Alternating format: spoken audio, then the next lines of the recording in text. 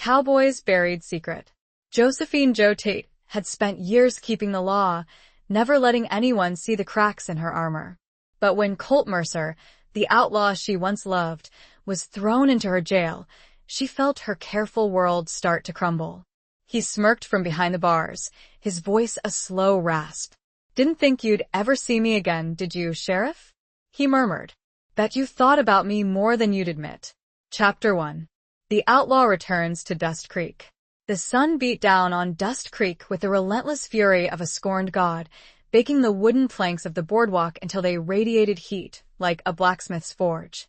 Josephine Jo Tate, sheriff of Dust Creek, leaned against the weathered post outside her office, her silver badge gleaming dully in the harsh light.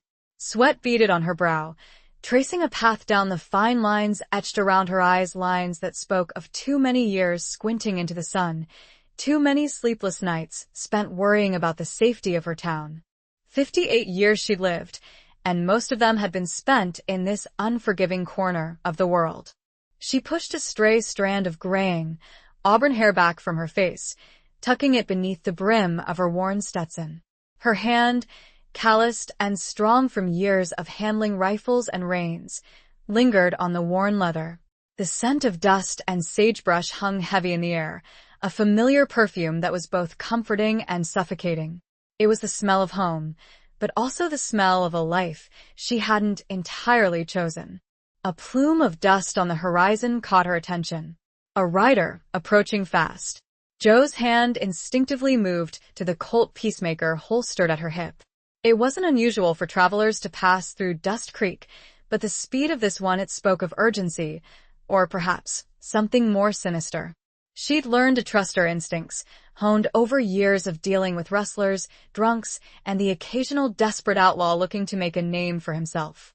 As the rider drew closer, Jo's breath hitched.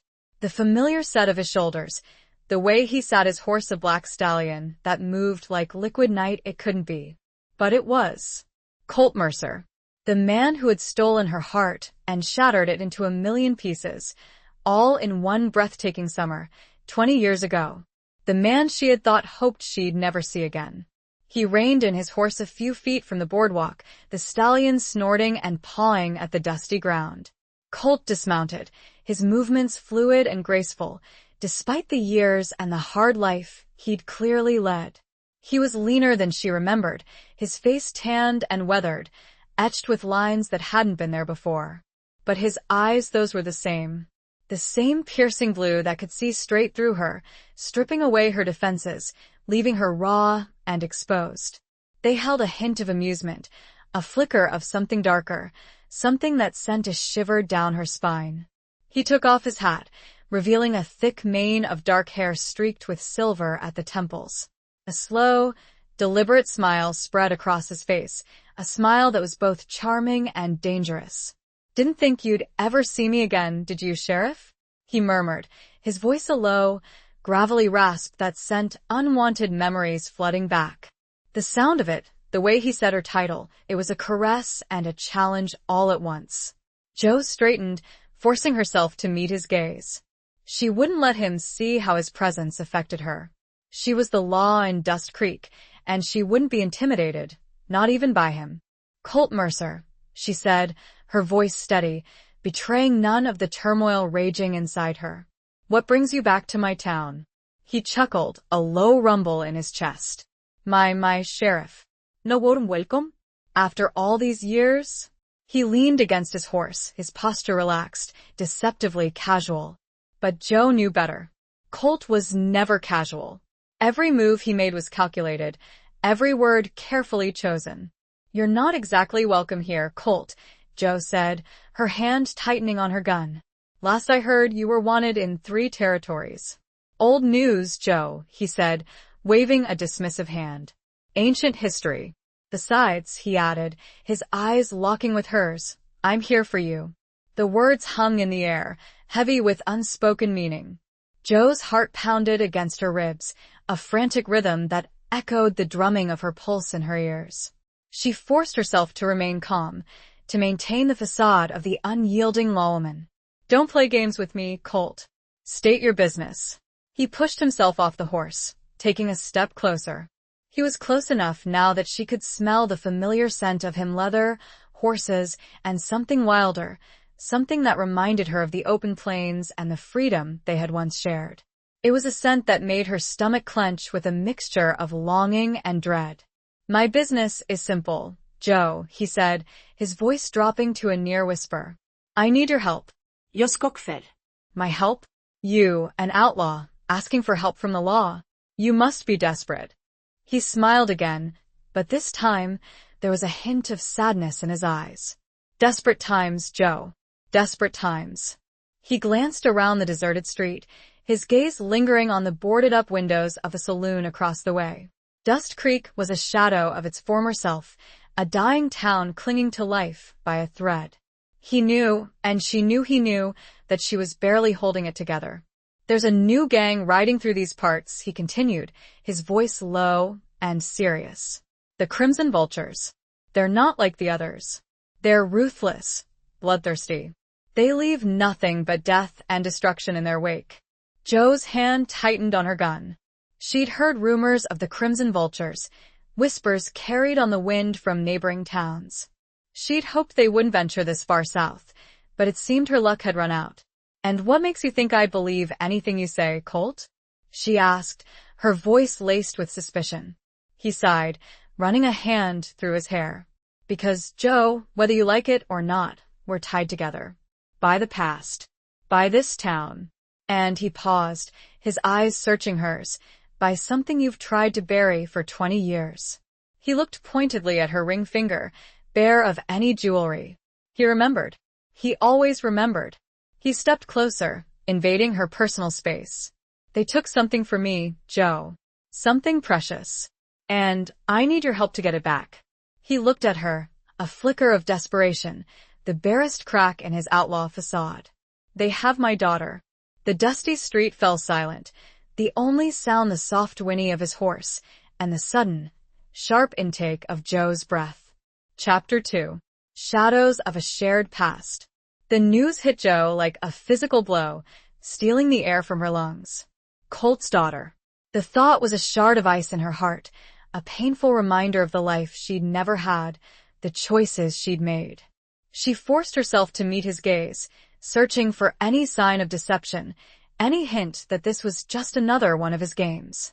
But his eyes, those piercing blue eyes that had always seen straight through her, were filled with a raw, desperate pain that she couldn't ignore. "Your daughter?" she repeated, her voice barely a whisper. The word felt foreign on her tongue, a concept she had long ago relegated to the realm of impossible dreams. Colt nodded, his jaw tight with suppressed emotion. "Her name is Lily. She's all I have left." His voice cracked on the last word, a raw vulnerability that he usually kept carefully hidden. Joe looked away, unable to bear the intensity of his gaze. Memories flooded back, unbidden and unwelcome. Memories of a younger, more reckless Joe, a Joe who had dared to dream of a life beyond the confines of Dust Creek, a life with Colt. They had been inseparable that summer, two wild spirits drawn together by a force as powerful and untamed as the land around them. They had ridden through the canyons, shared secrets under the vast, star-studded sky, and made promises that had seemed unbreakable. She remembered the feel of his arms around her, the taste of his kisses, the way he had made her feel alive, truly alive, for the first time in her life. And then, just as quickly as it had begun, it was over. Colt had been accused of robbing a stagecoach, a crime he swore he hadn't committed.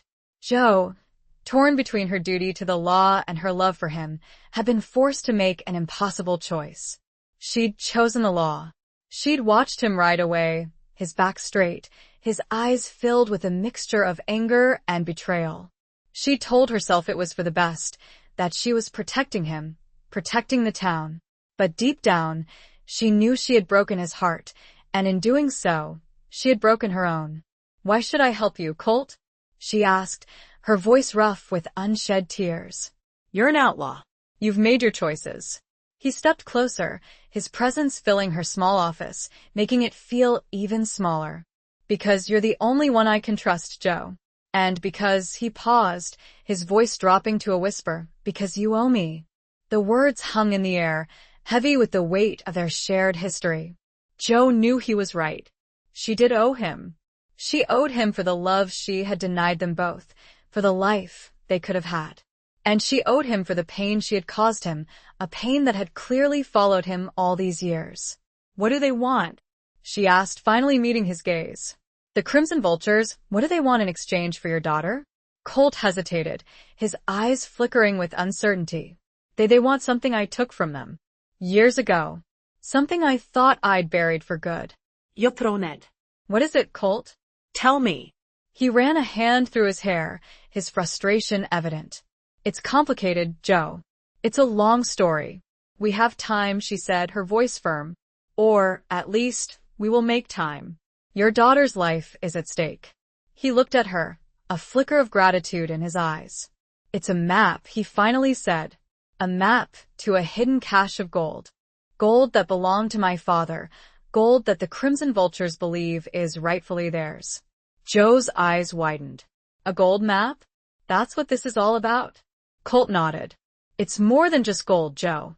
It's about family, about legacy. It's about a debt that's been passed down through generations.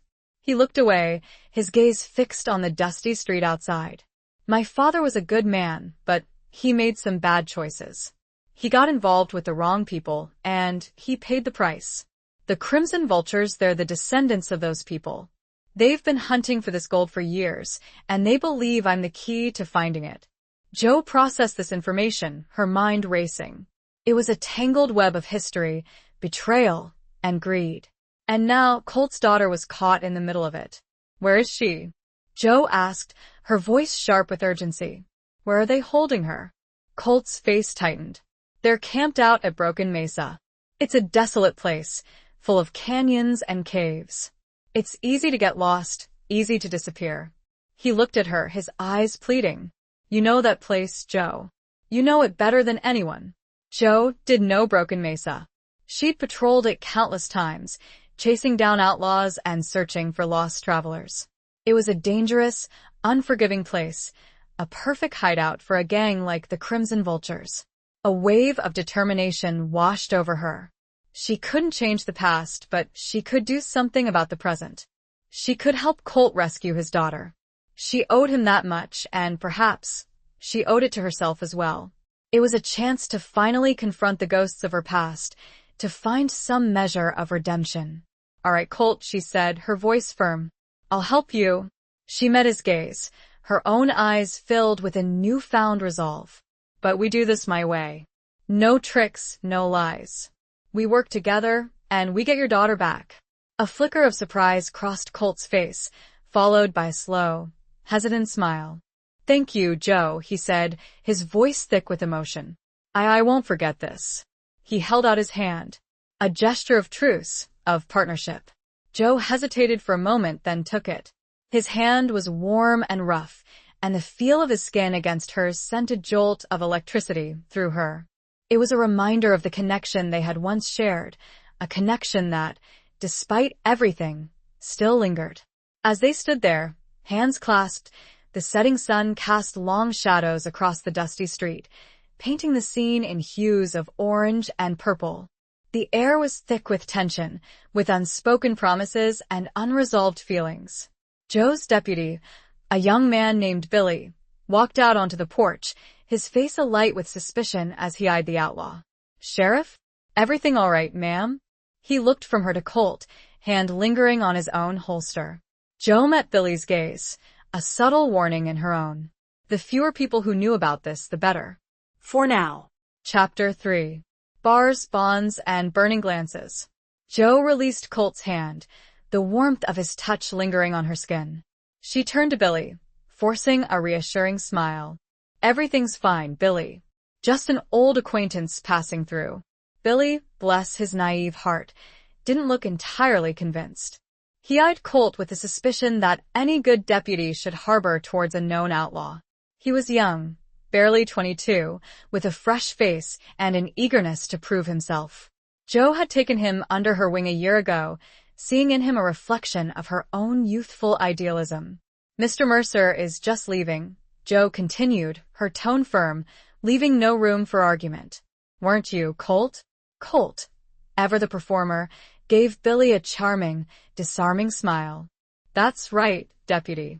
Just paying my respects to the sheriff. Always good to see a friendly face in this desolate corner of the world. He tipped his hat to Jo, his eyes lingering on hers for a fraction of a second longer than necessary. A silent message passed between them, a shared understanding of the precarious situation they were in. Billy, still hesitant, nodded slowly. Well, you have a safe journey, Mr. Mercer. He stepped aside, allowing Colt a clear path to his horse. Jo watched as Colt walked towards the stallion, his movements fluid and graceful. Even in his worn clothes and dusty boots, he exuded an air of confidence, a dangerous charisma that she had always found both alluring and unsettling. Sheriff, Billy said, his voice low, once Colt was out of earshot. Are you sure about this? He's Colt Mercer. He's got a reputation. Jo sighed, running a hand through her hair. I know his reputation, Billy. Better than most. She looked at him, her expression serious. But sometimes, things aren't as simple as they seem. Sometimes, we have to make difficult choices, even if it means bending the rules. Billy frowned. But trusting an outlaw? That seems like a risky proposition, Sheriff. It is, Jo admitted. But it's a risk I'm willing to take. For now, we keep this between us, Billy. Understand? Billy hesitated, then nodded. Yes, ma'am. But I don't like it. I don't expect you to, Jo said. Just trust me. She turned and walked back into her office, leaving Billy to stand guard on the porch. The small, cramped room felt even more suffocating than usual.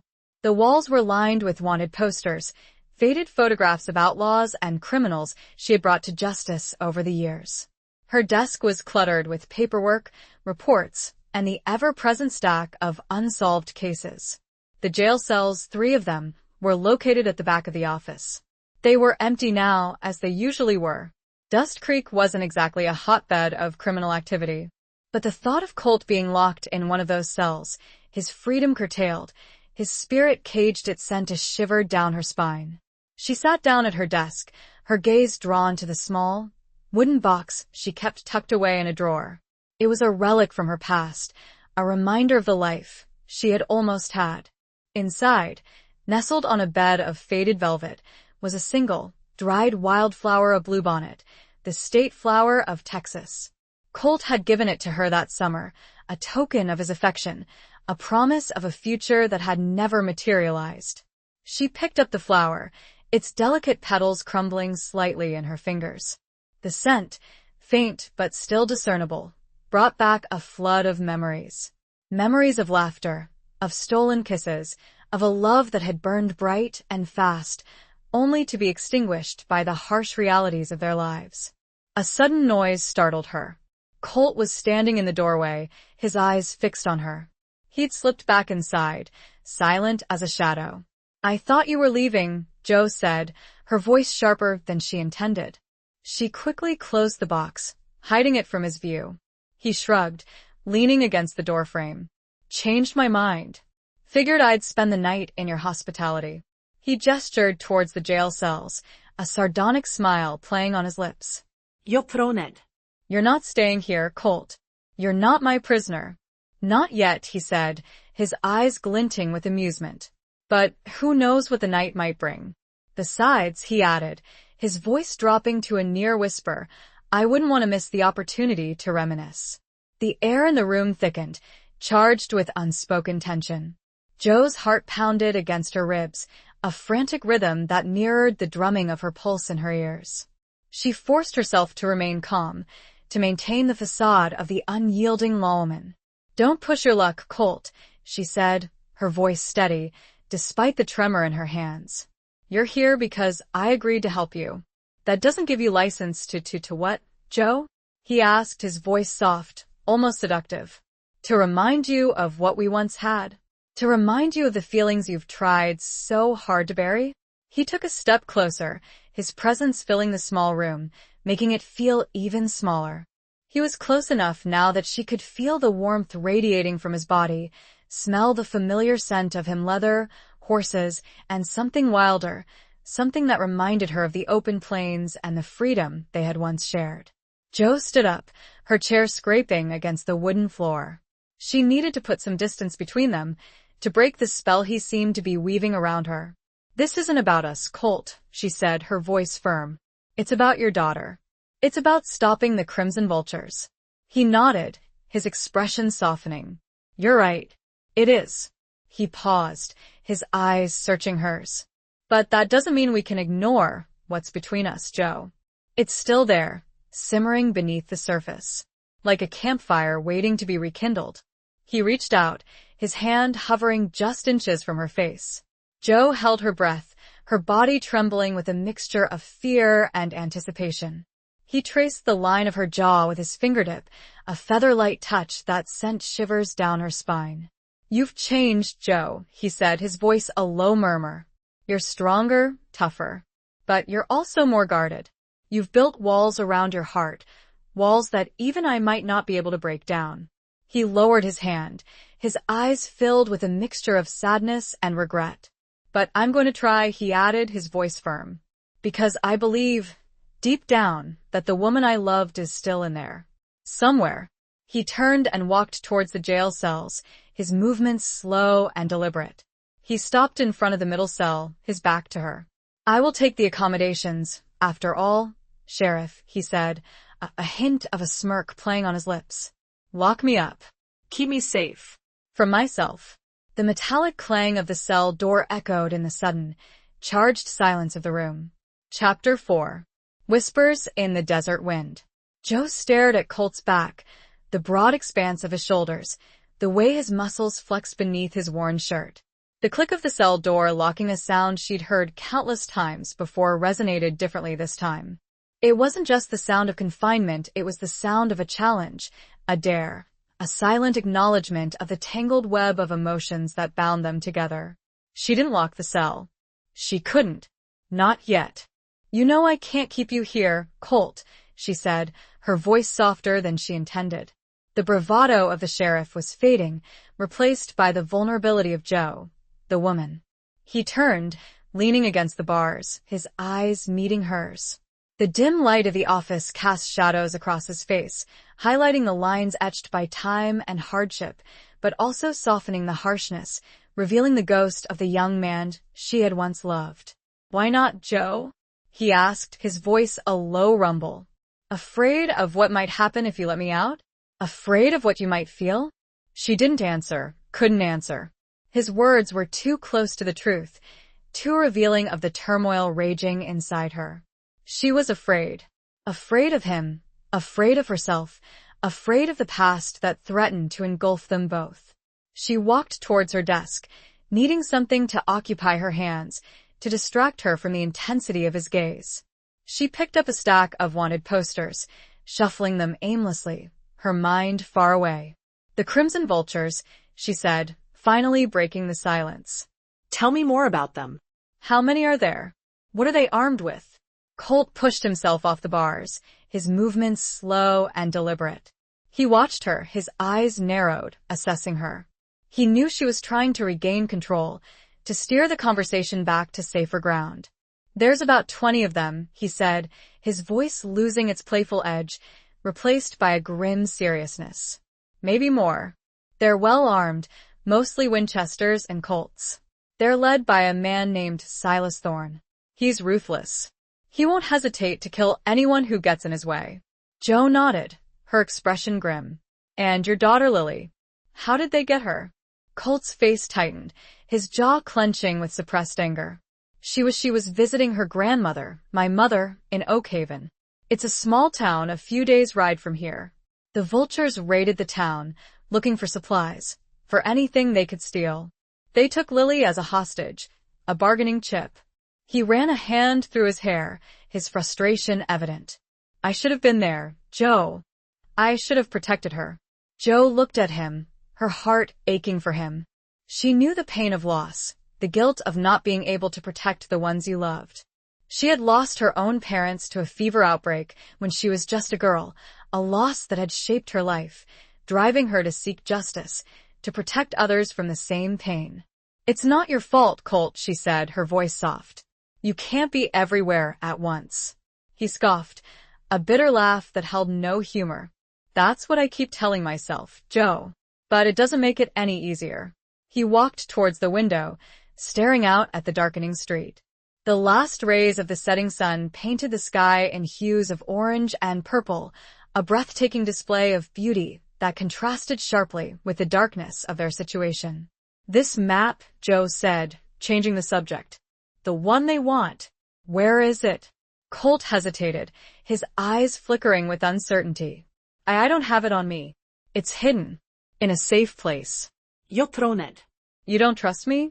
He turned, meeting her gaze. It's not that, Joe. It's complicated. The map is dangerous. It's not just about gold, it's about a secret that could destroy a lot of lives. Joe's curiosity was piqued. What kind of secret? Colt sighed, running a hand through his hair. It's a long story, Joe. A story that goes back generations. A story of betrayal, of greed, of murder. He paused, his eyes searching hers. My father, he wasn't just a prospector, Joe. He was involved in something much bigger, something much darker. He discovered something that others wanted, something they were willing to kill for. And this map, it leads to this something? Joe asked, her voice barely a whisper. Colt nodded. It's not just a map to gold, Joe. It's a map to a truth. A truth that some people would prefer to remain buried. A sudden gust of wind rattled the windows, sending a shiver down Joe's spine. The air in the room felt heavy, charged with unspoken secrets and hidden dangers. The desert wind seemed to whisper warnings, tales of long-forgotten feuds, and the ever-present threat of violence. Joe looked at Colt, her eyes filled with a mixture of apprehension and determination. She knew this was more than just a rescue mission. It was a journey into the heart of darkness, a confrontation with the ghosts of the past. And she knew, with a growing certainty, that she was inextricably bound to it, to him. Tell me everything, Colt, she said, her voice firm. Tell me the whole story. The wind howled outside, a mournful cry that echoed the uncertainty of their path. He looked back at her, his blue eyes reflecting the last glimmers of fading daylight. He knew, and so did she, telling the whole story meant reliving the pain. And, perhaps, finally letting it go. Chapter 5. The Price of Honor and Betrayal. Colt hesitated, his gaze drifting towards the barred window, as if seeking an escape from the confines of the past he was about to unearth. The desert night had fallen, draping Dust Creek in a cloak of shadows, punctuated only by the faint glow of oil lamps flickering in the few occupied buildings. It started long before I was born, he began, his voice low and laced with a weariness that went beyond physical exhaustion. My father, Elias Mercer, he wasn't just a prospector, like I said. He was a scholar of sorts. He was fascinated by the history of this land, by the legends of lost treasures and forgotten civilizations. Joe leaned back in her chair, listening intently. The wind had died down, replaced by an eerie stillness that amplified the sound of Colt's voice, making it resonate in the small, dimly lit office. He spent years searching for something, Colt continued. Something he called the Sunstone Legacy. It was more than just gold, Joe. It was a collection of artifacts, ancient writings, said to hold the key to unimaginable power and knowledge. You've thrown it. Power? What kind of power? Colt shrugged. Legends speak of healing properties, of control over the elements. It's all shrouded in myth and mystery. But my father believed it was real. He dedicated his life to finding it. And he did? Joe asked, her voice barely a whisper. Colt nodded. He found it. Or at least he found a part of it. He discovered a hidden cave, deep in the heart of Broken Mesa. Inside, he found a chamber filled with ancient artifacts, with writings on the walls, with gold. But it wasn't the gold that mattered to him, Joe. It was the knowledge, the history. He paused, his eyes filled with a mixture of pride and sorrow. He made a map, a detailed map of the cave and its contents. He hid the map, fearing that it would fall into the wrong hands. He knew that there were others searching for the Sunstone legacy, others who would stop at nothing to get it. The Crimson Vulture's ancestors, Joe surmised. Colt nodded. They were called the Thorn Gang back then, led by Silas Thorne's grandfather, Jedediah Thorne. They were ruthless, bloodthirsty. They believed the Sunstone legacy was rightfully theirs, that it had been stolen from them by someone my father had trusted. He looked at Joe, his eyes filled with a deep, simmering anger. Jedediah Thorne accused my father of stealing the legacy, of betraying a sacred trust. He hunted my father for years, trying to get the map. He tortured him, Joe. He tried to break him, to make him reveal the location of the cave. Joe's hand instinctively went to her Colt peacemaker, her fingers tightening around the cold steel. She could feel the rage building inside her, a righteous anger against the injustice of the past. But your father never gave in, she said, her voice firm. Colt nodded, a flicker of pride in his eyes. He never did. He died protecting the secret. He took the location of the cave to his grave. But he left the map, Joe said, her mind racing. He left it for you. Colt hesitated. He left it in the care of someone he trusted. Someone who was supposed to keep it safe, to pass it on to me when I was old enough to understand. And who was that? Joe asked, her voice sharp with suspicion. Colt's face tightened, his jaw clenching with suppressed emotion.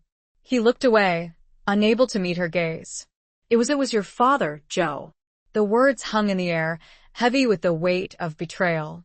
Joe stared at him, her mind reeling. Her father? Sheriff Thomas Tate, the man she had idolized, the man who had taught her everything she knew about justice, about honor. He had been involved in this? My father? She repeated, her voice barely a whisper. The world seemed to tilt on its axis, the foundations of her beliefs crumbling beneath her feet. Colt nodded, his eyes filled with a mixture of sadness and regret. They were friends, Joe. Your father and mine. They had ridden together, fought together. My father trusted him with his life, with his legacy. But he never told me, Joe said, her voice trembling. He never said a word. He was protecting you, Joe, Colt said, his voice soft. He knew the danger, the risk. He wanted to keep you safe. But he kept the map, Joe said, her voice rising with anger. He kept it from you, from its rightful owner. Colt sighed. I don't know why, Joe. I've spent years trying to figure it out. Maybe he thought I wasn't ready. Maybe he had his own reasons. He looked at her, his eyes pleading for understanding. I know this is a lot to take in, Joe. But I need you to believe me. I need you to trust me. Joe stood up, pacing the small room, her mind a whirlwind of conflicting emotions. Betrayal, anger, confusion, and a growing sense of unease. She had always believed in the law, in the clear distinction between right and wrong. But now, the lines were blurred, the truth obscured by layers of secrets and lies. She stopped pacing, her gaze fixed on Colt. Where is the map now, Colt? She asked, her voice firm. If my father had it, Colt hesitated. I think I know where it is. He looked straight at her, a hint of steel in his eyes. But getting to it's going to require us working together, Joe. Trusting each other, completely. For Lily's sake. The words hung in the air, heavy with unspoken needs, and the faintest glimmer of hope. Joe knew the answer rested not just with the map, but somewhere buried and locked in the vault of her own past. Chapter 6. A Dance with Danger Under the Moon. Joe stared at Colt, the weight of his words settling upon her like the heavy desert air. Trust. It was a word that had always been sacred to her, a cornerstone of her life as a lawwoman. But now, standing in the dimly lit office, facing the man who had both stolen her heart and been branded an outlaw, trust felt like a fragile, treacherous bridge over a bottomless canyon. Trust you? She echoed, her voice laced with a mixture of skepticism and a reluctant yearning she couldn't quite suppress. After all these years? After everything that's happened? Colt met her gaze, his blue eyes unwavering, holding a depth of sincerity that she couldn't entirely dismiss. I know it's a lot to ask, Joe, but Lily's life depends on it. And he paused, his voice dropping to a near whisper. Maybe ours does too. The unspoken implication hung in the air, a reminder of the connection they had once shared, the embers of a fire that, despite the years and the betrayals, still flickered beneath the surface. Jo turned away, walking towards the window, her gaze fixed on the moonlit landscape. The desert, bathed in the silvery glow, seemed both beautiful and menacing, a reflection of the complex emotions swirling within her. She thought of her father, of the secrets he had kept, of the legacy he had left behind. She thought of Lily, Colt's daughter, an innocent caught in the crossfire of a long-standing feud.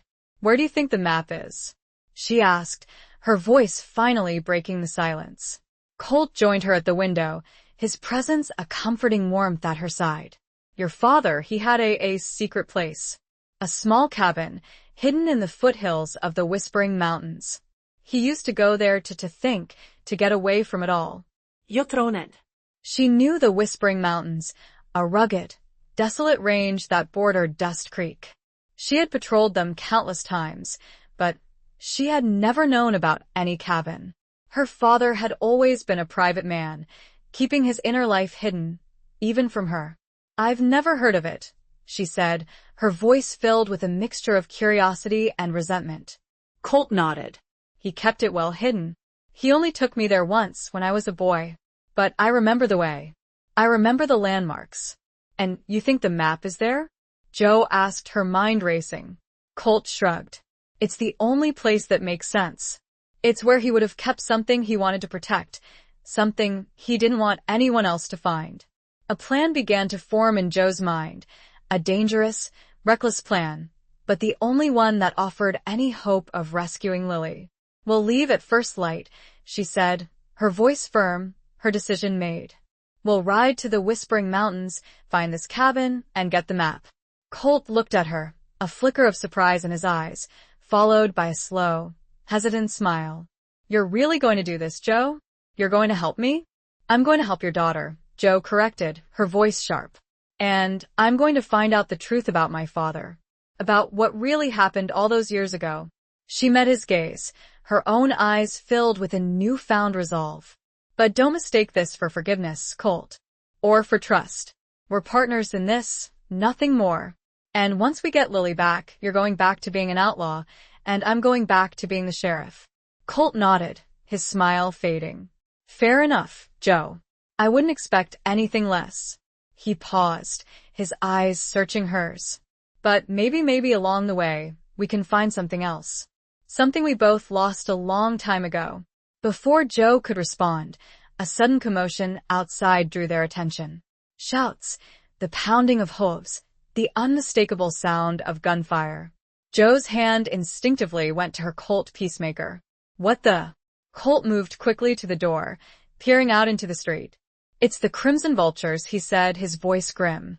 "They're here." Jo joined him at the door, her heart pounding in her chest. The street, usually deserted at this hour, was now filled with chaos. Riders, masked and armed, were shooting at anything that moved, terrorizing the few remaining residents of Dust Creek. "They must have followed you," Jo said, her voice tight with anger. Colt nodded.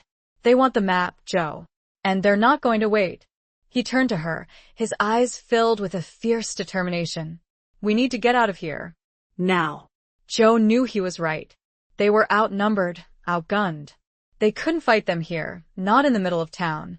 They needed to escape, to regroup, to find a way to use the element of surprise to their advantage. He pointed to a back exit, one she very rarely used. "Out the back. I have a horse tethered in the stables." His voice was low and urgent. "You're not dead." It was a gamble, but it was the only chance they and Lily had. They moved, not as sheriff and outlaw, but as two people bound by a shared, desperate purpose. The gunfire seemed to get louder, closer. Chapter 7. Scars of the Heart. Marks of the Frontier. They slipped out the back door of the sheriff's office, into the narrow alleyway that ran behind the building. The air was thick with the smell of gunpowder and dust, the sounds of chaos echoing from the main street. Colt led the way, his movements swift and silent, his senses on high alert. Jo followed close behind, her hand resting on the butt of her colt, her heart pounding a frantic rhythm against her ribs. The stables were located at the end of the alley, a ramshackle structure that had seen better days. Colt's black stallion, aptly named Midnight, was tethered inside, pawing the ground nervously, its eyes wide with fear. "Easy, boy," Colt soothed, stroking the horse's neck. "We're getting out of here." He quickly saddled Midnight, his movements practiced and efficient.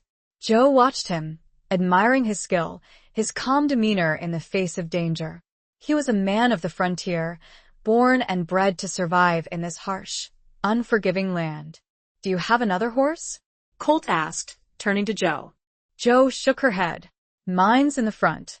No way to get to it without being seen." Colt nodded, his expression grim. "Then you'll ride with me." He mounted Midnight, extending a hand to Joe. She hesitated for a moment, then took it.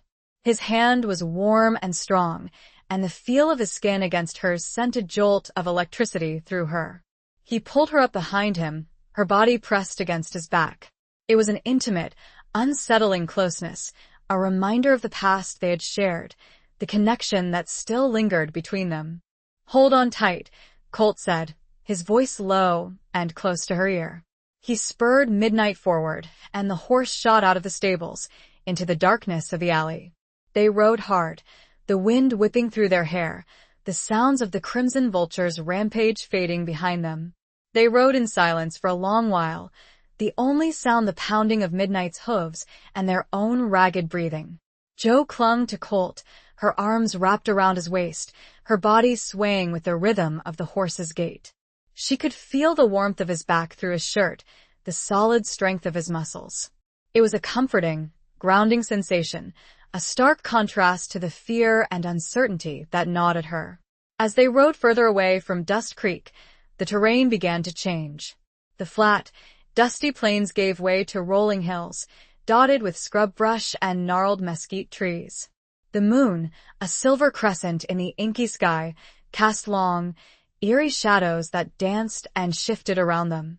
Colt slowed Midnight to a walk, allowing the horse to catch its breath. He turned his head slightly, looking back at Joe. "You all right?" he asked, his voice soft. Joe nodded, her throat tight with emotion. "Yeah, just thinking." "About your father?" Colt asked, his voice gentle. "You'll say it." "About everything.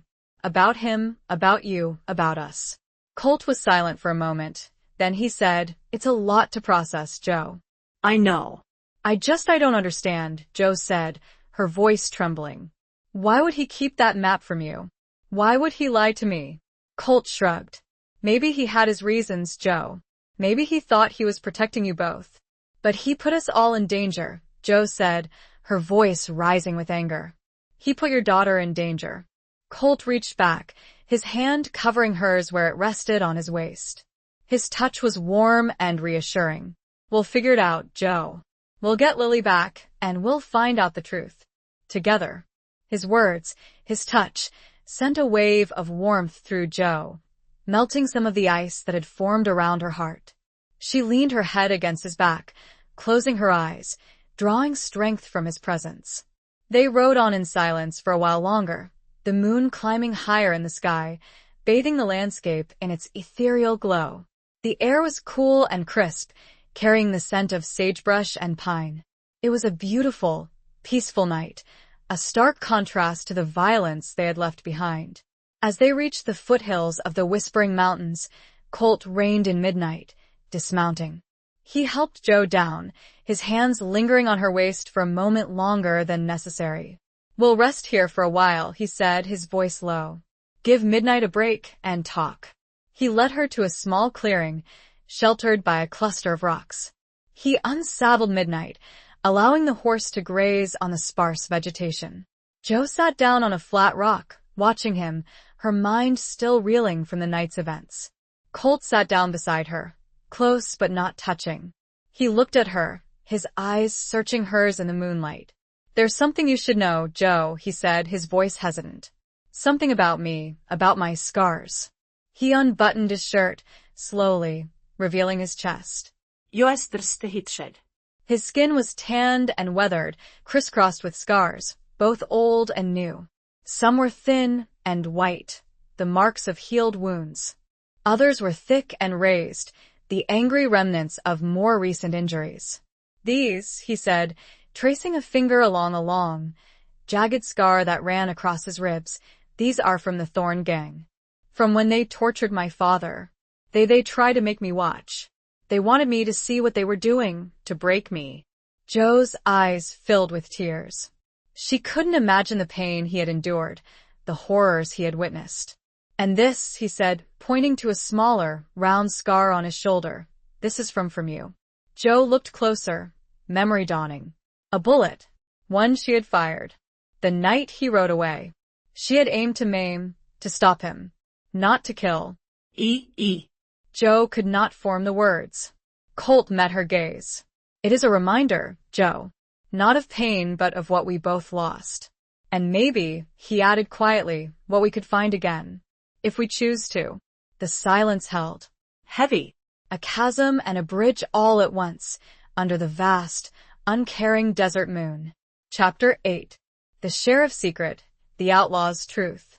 Joe stared at the scar on Colt's shoulder, the small, round pucker in his tanned skin, a stark reminder of the night their lives had diverged, the night she had chosen duty over love. The memory, sharp and painful, pierced through the years, bringing with it a wave of guilt and regret. I'm sorry, Colt, she whispered, her voice choked with emotion. I never meant to hurt you.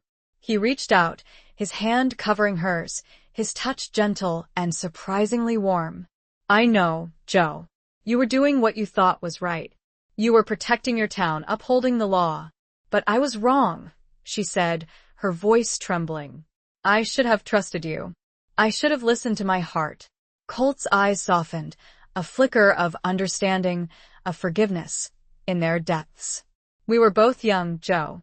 We both made mistakes. He paused, his gaze searching hers. But it's not too late, is it? To learn from those mistakes? To start again? Joe looked away, unable to bear the intensity of his gaze. The thought of starting again, of rekindling the flame that had once burned so brightly between them, was both terrifying and exhilarating. She had spent so many years burying her feelings, building walls around her heart, convincing herself that she was better off alone. I don't know, Colt, she said, her voice hesitant. I've changed. I'm not the same woman you knew back then. Neither am I, he said, his voice a low murmur. But maybe that's a good thing. Maybe we're both stronger now, wiser. Maybe we're finally ready for what we were meant to be. His words hung in the air, a silent invitation, a challenge, a promise. Joe's heart pounded against her ribs, a frantic rhythm that echoed the drumming of her pulse in her ears. She was torn, pulled in two different directions, by the past and the present, by duty and desire. There's something I need to tell you, Colt, she said, finally breaking the silence. Something about my father, about why he might have kept that map. Colt leaned closer, his eyes fixed on hers, listening intently. He wasn't always the sheriff, you know, Joe began, her voice low and laced with a sadness she had carried for years. Before that, he rode with a different kind of crowd. He wasn't an outlaw, not exactly, but he wasn't always on the right side of the law. Colt frowned. What are you saying, Joe? He made some mistakes, Joe continued, her voice trembling. He got involved with some shady characters. He owed the money, a lot of money. He was desperate. She paused, taking a deep breath, steeling herself to reveal the truth she had kept hidden for so long. I think he used the map as collateral. To pay off his debts. To save his own skin. Colt's eyes widened, his expression a mixture of shock and disbelief. Are you saying your father sold the map? To the Thorn Gang? Joe shook her head. Not exactly. I think he made a deal with them. He promised them the map, in exchange for their silence. For their protection. She looked at Colt, her eyes pleading for understanding. He was protecting me, Colt. He knew that if the truth came out, about his past, about his debts, it would ruin his reputation, his career. It would destroy everything he had worked for. Colt was silent for a long moment, processing this information, his mind racing. So he didn't give them the map, he said, finally. He just promised it to them. You're not dead. I think so. I think he hid it, hoping that he could find a way to get out of the deal. To make things right. But he never did, Colt said, his voice filled with a mixture of anger and sadness. No, Jo said, her voice barely a whisper. He died before he could. And he took the secret with him. A heavy silence fell between them, the weight of their shared history, of their father's sins, pressing down on them. The moon, hidden behind a bank of clouds, cast the clearing in darkness, mirroring the shadows that had gathered in their hearts. There was a fire, Jo continued, her voice almost lost to the rising wind. At our home, years after he was gone. I always thought it was an accident. A faulty stove. She shook her head slowly. But I found something hidden in the ashes. A small metal box. Empty. But it smelled of the same herbs my father used to put in his pipe tobacco. And the same ones he described from your father's writings. The Sunstone Legacy. Colt's eyes met hers. The unspoken question hung between them. The map had been there. And someone had taken it very recently. Someone who knew where to look. Someone close. Billy, Jo whispered the name, the realization hitting her like a physical blow. Her young, trusted deputy. The one person, other than herself, who knew about Colt's arrival. And the Crimson Vulture's sudden appearance in Dust Creek. The betrayal cut deeper than any bullet ever could. Chapter 9. Renegades and Reckonings. The name hung in the air, a chilling echo in the stillness of the night. Billy. The young, eager deputy Jo had trusted, mentored, taken under her wing. The realization that he was the traitor, the one who had betrayed them to the Crimson Vultures, was a bitter pill to swallow. Billy, Colt repeated, his voice low and dangerous, the name a curse on his lips. That kid? He's working with the Vultures? Jo nodded, her mind racing, trying to make sense of it all. She remembered Billy's eagerness to learn, his dedication to the law, his seemingly unwavering loyalty. It all seemed like a carefully constructed facade now, a mask to hide his true intentions. He must have overheard us talking, Jo said, her voice filled with a mixture of anger and self-reproach. He must have known about the map, about everything. And he tipped off the Vultures, Colt finished, his jaw tight with suppressed rage. He led them right to us. Jo remembered Billy's questioning, his suspicion of Colt, his insistence on knowing what was going on. It had all been an act, a way to gather information, to betray them to their enemies. But why? Jo asked, her voice trembling. Why would he do this? What does he have to gain? Colt shrugged, his expression grim. Greed, probably. The promise of gold, of power. The Crimson Vultures are known for their persuasive methods. They offer rewards to those who help them and punishments to those who don't. He looked at Jo, his eyes filled with a mixture of concern and determination. We need to get back to Dust Creek, Jo. We need to warn the others, and we need to stop Billy before he does any more damage. Jo nodded, her mind made up. She had been betrayed, her trust shattered, but she wouldn't let that stop her. She would fight back, she would protect her town, and she would bring Billy to justice. We need a plan, she said, her voice firm. We can't just ride back in there blindly. The Vultures will be expecting us. Colt considered this, his eyes scanning the surrounding landscape. We'll use the element of surprise, he said, finally. We'll approach Dust Creek from the south, through the old abandoned mine shafts. It's a dangerous route, but it's the least likely to be guarded. Jo knew the mine shafts he was talking about. They were a network of tunnels that ran beneath Dust Creek, a relic of the town's boom days, long since abandoned and forgotten. They were unstable, prone to cave-ins, a treacherous maze that only a few locals knew how to navigate. It's risky, Jo said, her voice hesitant. It's our best shot, Colt countered, his eyes meeting hers. We need to get the drop on them, Jo. We need to take them by surprise. He paused, his voice dropping to a near whisper. And we need to get that map back, before Billy can hand it over to Silas Thorne. You nodded, Herr Solhartning. She knew the risks, she knew the dangers, but she was willing to face them. She had a town to protect, a daughter to rescue, and a betrayal to avenge. They set off as the first hint of dawn painted the eastern sky a pale, ethereal gray. They rode midnight double, Colt in the lead, guiding the horse through the rugged terrain, his senses on high alert. Jo held on tight, her arms wrapped around his waist, her body pressed against his back. The closeness was both comforting and unsettling, a reminder of the complex, tangled web of emotions that bound them together. The entrance to the mine shafts was hidden behind a cluster of rocks, a narrow opening that led down into the darkness. Colt dismounted, handing the reins to Jo. "Stay here with Midnight," he said, his voice low. "I'll scout ahead, make sure the way is clear." He disappeared into the darkness, leaving Jo alone with the horse and her thoughts. She waited, her heart pounding in her chest, listening for any sign of danger. The silence was unnerving, broken only by the occasional rustle of the wind and the soft snorting of midnight. Minutes stretched into an eternity, and Jo's anxiety grew with each passing moment.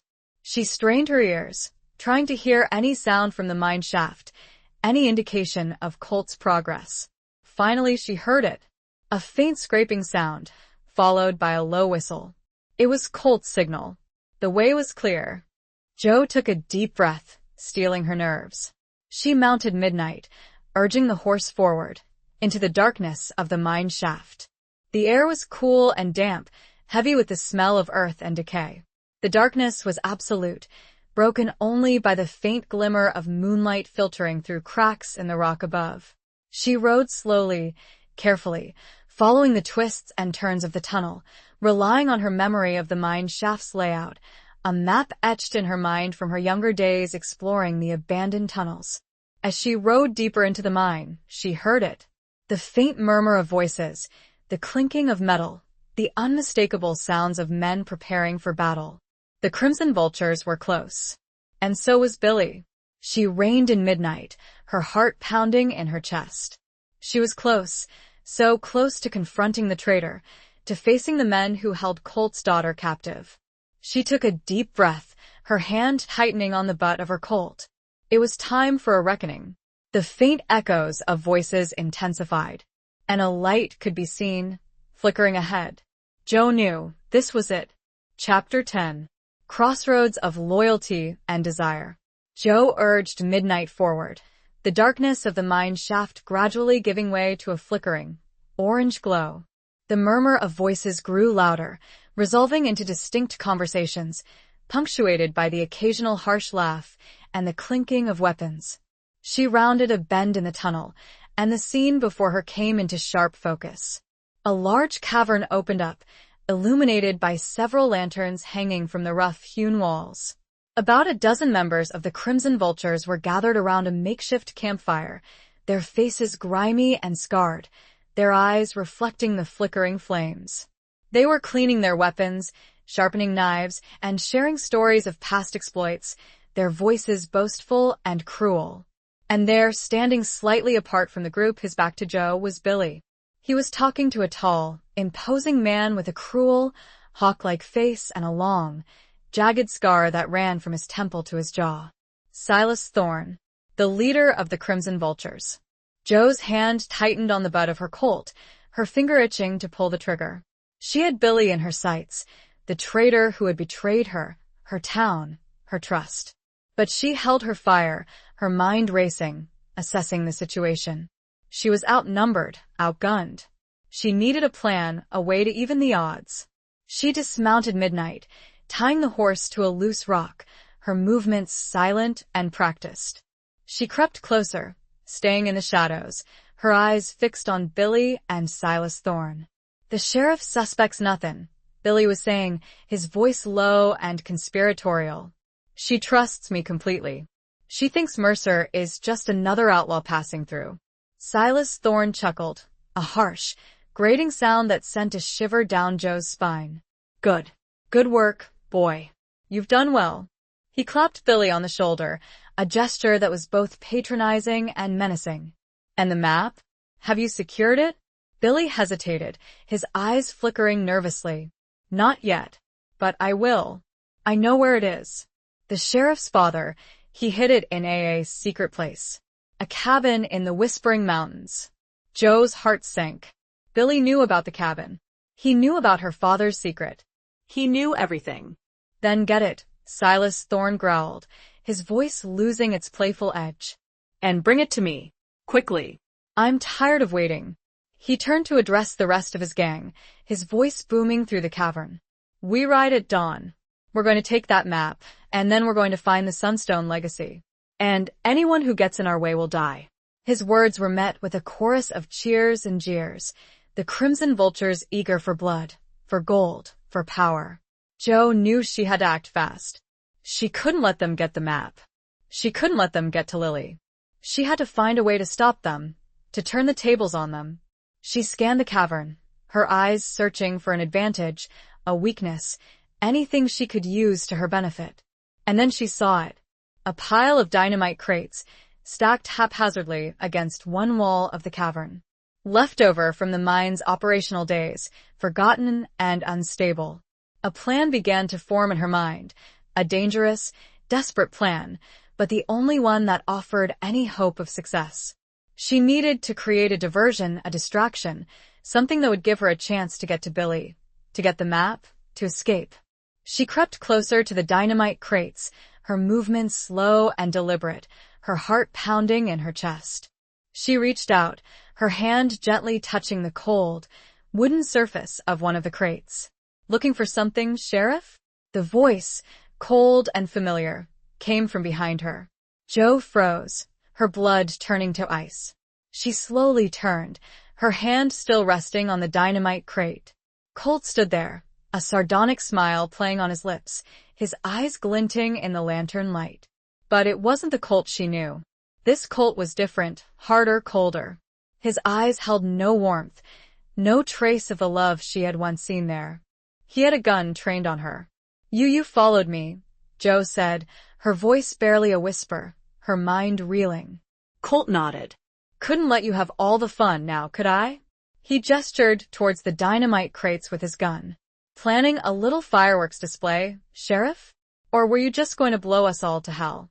Joe stared at him, her heart breaking. Betrayed. Again.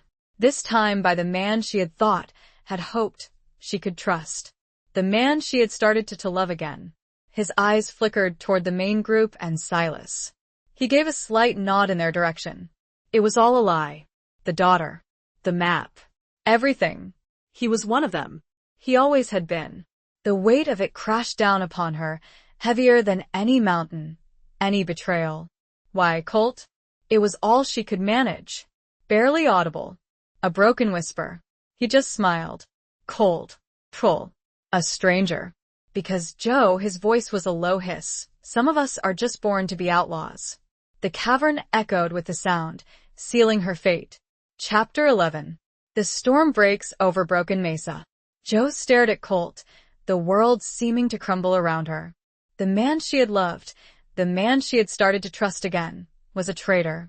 He had played her, used her, manipulated her into leading him right to the map, right to the crimson vultures. You lied to me, she said, her voice trembling, the words barely a whisper. About everything. About Lily. Colt's smile widened, a cruel, mocking expression that sent a shiver down her spine. Lily? Oh, Joe, you were so easy to fool. There is no Lily. There never was. He gestured toward Silas Thorne, who was now watching them with interest, a predatory gleam in his eyes. We've been working together, Joe. For a long time. We're partners. Joe's mind raced, trying to make sense of it all. It was all a carefully orchestrated plan, a deception designed to get her to lead them to the Sunstone legacy. And she had fallen for it, hook, line, and sinker. But the map, Joe said, her voice filled with confusion. Why go through all this? If you knew where it was, we didn't know exactly where it was, Colt interrupted, his voice cold and calculating. We knew your father had it, that he hid it somewhere. But we didn't know where. You were the key, Joe. You were the one who could lead us to it. He took a step closer, his gun still trained on her. And you did. Beautifully.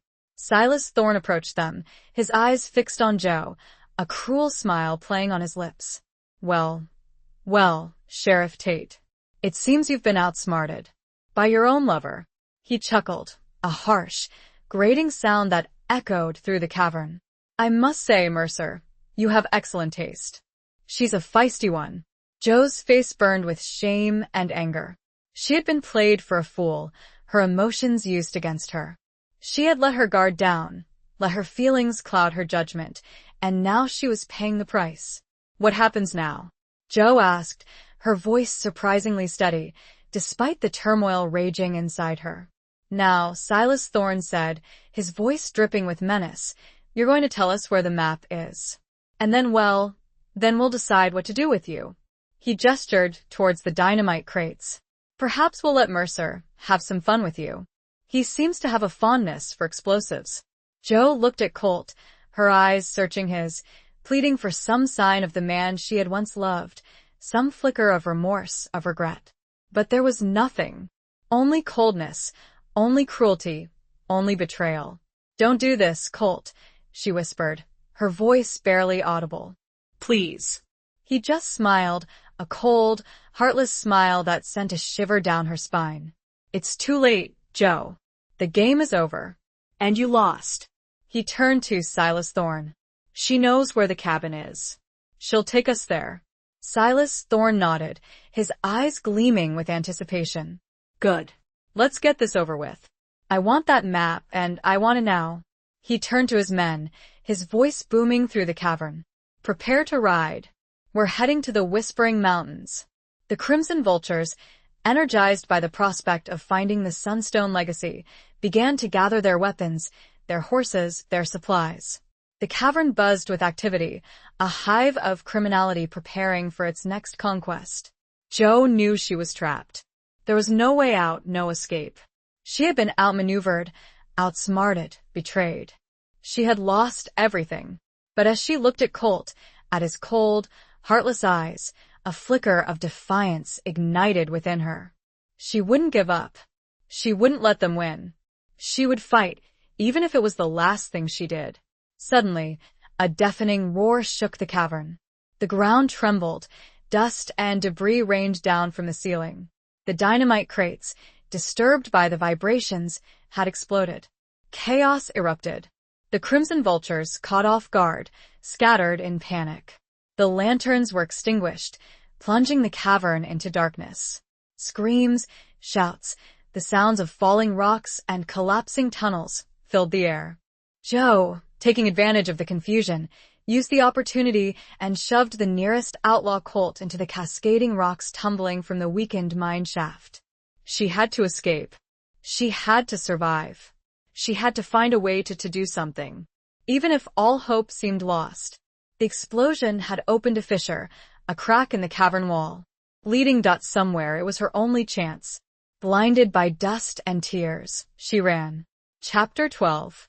Echoes of Gunfire and Regret. Joe stumbled through the darkness, her lungs burning, her eyes stinging from the dust and smoke. The roar of the explosion still echoed in her ears, mingled with the shouts and screams of the Crimson Vultures. She had no idea where she was going, only that she had to get away, to escape the collapsing mine shaft and the clutches of her enemies. She ran blindly, her hands outstretched, feeling her way along the rough, uneven walls of the tunnel. Rocks and debris rained down around her, and the ground trembled beneath her feet, threatening to give way at any moment. She tripped, falling hard, scraping her knees and hands on the sharp rocks. She lay there for a moment, gasping for breath, her body aching, her spirit broken. She had lost everything. Colt's betrayal had cut her deeper than any bullet, shattering her heart, her trust, her belief in the possibility of redemption. But even in the depths of her despair, a flicker of defiance remained. She wouldn't give up. She wouldn't let them win. She would survive, even if it was only to spite them. She pushed herself up, ignoring the pain, forcing herself to keep moving. She had to find a way out, a way to do something. She didn't know what, but she couldn't just give up. She stumbled on, her progress slow and agonizing. The tunnel seemed to go on forever, a twisting, turning labyrinth of darkness and despair. She had no idea how long she had been running, how far she had gone. Finally, she saw it. A faint glimmer of light, ahead in the distance. A sign of hope, a promise of escape. She ran towards the light, her heart pounding with a mixture of fear and anticipation. As she drew closer, the light grew stronger, revealing a small opening in the rock face, a crack in the wall of the mine shaft. She squeezed through the opening, emerging into the cool night air. She found herself on a narrow ledge, overlooking a steep canyon. The moon, a silver crescent in the inky sky, cast long, eerie shadows across the rugged landscape. She had escaped the mine shaft, but she was still trapped. She was miles from anywhere, alone, with no horse, no weapons, no supplies. And she knew that Colt and the Crimson Vultures would be hunting her.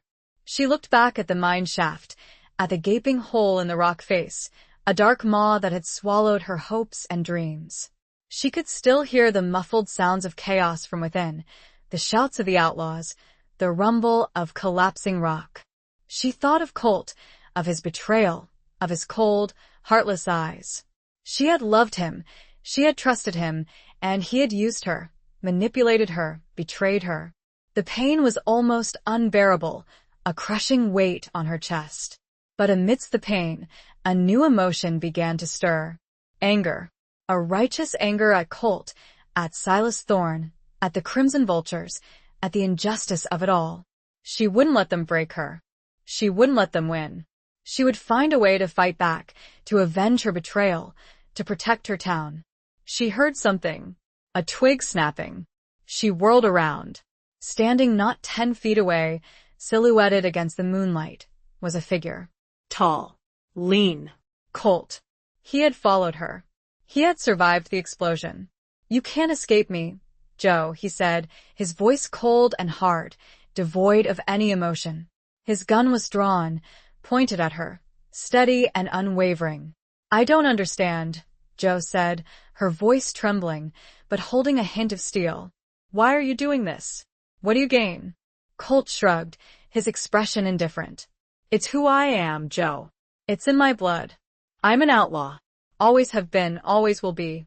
"But Lily," Joe said, her voice barely a whisper. "You said you needed my help to rescue her." Colt laughed, a harsh, cruel sound that echoed through the canyon. "There is no Lily, Joe. I told you. It was all a lie. A way to get you to trust me, to lead me to the map." Joe's heart sank. She had been a fool, a naive, trusting fool. She had let her emotions cloud her judgment, and now she was paying the price. But there was a flicker of something in his eyes. Something that wasn't cold. Something that almost looked like regret? Or was it just a trick of the moonlight? Before she could speak, another gunshot rang out. But not from Colt's gun. He looked down, surprised, at the spreading stain on his shirt. He looked back up at her, confusion and pain in his eyes. Then he crumpled. Joe stared, in disbelief, as Colt fell to the ground. Behind him, emerging from the shadows, stood Billy, holding a smoking rifle, his face unreadable. The echoes of the gunfire faded, leaving a heavy, ringing silence. Chapter 13. A truce forged in twilight. Joe stared at Billy, her mind struggling to comprehend what had just happened. Billy, her young, seemingly naive deputy, had shot Colt, the man he had supposedly been working with, the man who had betrayed her. It didn't make sense. "Billy?" she whispered, her voice hoarse and disbelieving. What have you done?" Billy lowered the rifle, his hands trembling, his face pale and strained. He looked at Colt's lifeless body, then at Joe, his eyes filled with a mixture of fear, regret, and something else. Something she couldn't quite decipher. I had to, Sheriff," he stammered, his voice barely a whisper. "I had to stop him." "Stop him?" Joe repeated, her voice rising in disbelief. "But you were working with him. You betrayed us to the Crimson Vultures." Billy shook his head, his eyes wide with desperation. "No, Sheriff. I was playing along. I had to protect you, to protect the town." Joe stared at him, her mind racing, trying to make sense of his words. Could he be telling the truth? Could he have been playing a double game, pretending to betray them while secretly working against the Crimson Vultures? I don't understand, Jo said, her voice filled with confusion. Why didn't you tell me? Why didn't you trust me? Billy looked down, his shoulders slumping with guilt. I was afraid, Sheriff. I didn't know who to trust. I knew Colt was dangerous, that he was working with the Vultures. I had to find a way to stop him, to protect you, but I couldn't risk him finding out. He looked up at Jo, his eyes pleading for understanding. I overheard you talking about the map, about your father's cabin. I knew that's where Colt would go. I followed him, hoping to get there first, to secure the map, to protect it. But the Vultures, Jo said, her voice sharp. You led them to Dust Creek. Billy nodded, his face contorted with guilt. I had to make it look convincing, Sheriff. I had to make Colt believe I was on his side. I told them about the town, about the possibility of finding the map there. But I didn't tell them about the cabin. I kept that secret. Jo's mind was spinning. Could she believe him? Could she trust him? After everything that had happened? She looked at Colt's body, lying lifeless on the ground, a stark reminder of the betrayal she had suffered. But then she looked at Billy, at his young, earnest face, at the fear and regret in his eyes. And she saw something there, something that resonated with her own sense of duty, of loyalty, of justice. Why did you shoot him, Billy? She asked, her voice softer now. Why didn't you just arrest him? Billy looked down at the rifle in his hands, his fingers tightening around the cold steel. He was going to kill you, Sheriff. I saw it in his eyes. He was going to finish what he started. I had no choice. He looked up at Jo, his eyes filled with a raw, desperate plea for forgiveness. I know I made mistakes, Sheriff. I know I should have trusted you. But I did it for the right reasons. I did it to protect you, to protect the town. Sweat. Jo searched his face, her heart torn between doubt and a flicker of hope. She wanted to believe him. She needed to believe him. She needed to believe that there was still some good in the world, some loyalty, some honor. The map, Billy, she said, her voice firm. Where is it? Billy hesitated, then nodded. It's safe, Sheriff. I hid it. Back in Dust Creek. In the safest place I could think of. Show me, said Jo. Billy led the way, back towards the mouth of the collapsed mine. They managed to find a precarious path, scrambling over rubble. The storm that had broken inside the earth mirrored the tempest within Jo's own heart. Colt's body lay where it fell. Jo avoided looking. It was easier that way. As they reached the horses, the first rays of dawn were beginning to break, painting the sky with hues of orange and purple. A new day. A new beginning. Perhaps. They rode in silence, a truce forged in the twilight, a fragile bond built on a foundation of shared danger and uncertain trust. The events of the night had changed them both, leaving scars that would never fully heal. But as they rode towards Dust Creek, towards an uncertain future, Jo knew one thing for sure. She was no longer the same woman she had been yesterday. She was stronger, wiser, and more determined than ever to protect her town, to uphold the law, and to find justice, even in the darkest of times. Billy rode slightly ahead, his shoulders tense. He had much to atone for, and much to prove. The sun rose, casting long shadows. The journey ahead was long and uncertain. Chapter 14. The Unseen Enemy Within. They rode into Dust Creek just as the sun was fully rising, casting a golden glow over the battered town. The aftermath of the Crimson Vulture's raid was evident everywhere. Shattered windows, bullet-riddled walls, overturned wagons, and the lingering smell of smoke and gunpowder. The few townsfolk who had remained were cautiously emerging from their homes, their faces etched with fear and exhaustion. Jo's heart ached at the sight of the damage, at the palpable fear that hung heavy in the air. She had failed to protect her town, failed to anticipate the treachery that had festered within her own ranks. But she was determined to make things right, to rebuild, to restore trust and order. Billy rode beside her, his head hung low, his shoulders slumped with guilt and shame. He avoided the gazes of the townsfolk, unable to meet their eyes, knowing that he had played a part in their suffering. Where is it, Billy? Joe asked, her voice low and firm, breaking the silence that had stretched between them since they left Broken Mesa. Where did you hide the map? Billy hesitated, then took a deep breath.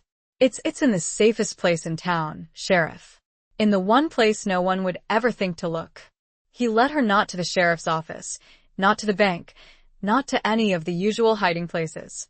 Instead, he led her to the town's small, dilapidated church, a building that had long been neglected, its windows boarded up, its paint peeling. Joe frowned, her brow furrowed in confusion. The church? Why here? Billy dismounted, tying his horse to a weathered hitching post. It's the last place anyone would expect, Sheriff. And he paused, his voice filled with a hint of reverence. It felt like the right place. A place of sanctuary, of protection. He pushed open the creaking wooden doors, revealing the dusty, dimly lit interior of the church. The air was thick with the smell of old wood and decay, the silence broken only by the rustling of mice and the occasional creak of the aging structure. Joe followed him inside, her eyes adjusting to the gloom. The pews were covered in dust, the altar cloth faded and torn, the stained glass windows cracked and broken. It was a place of forgotten faith, a relic of a bygone era. Billy walked towards the altar, his footsteps echoing in the silent space.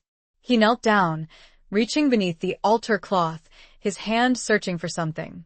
It's here, he said, his voice muffled, hidden in a secret compartment.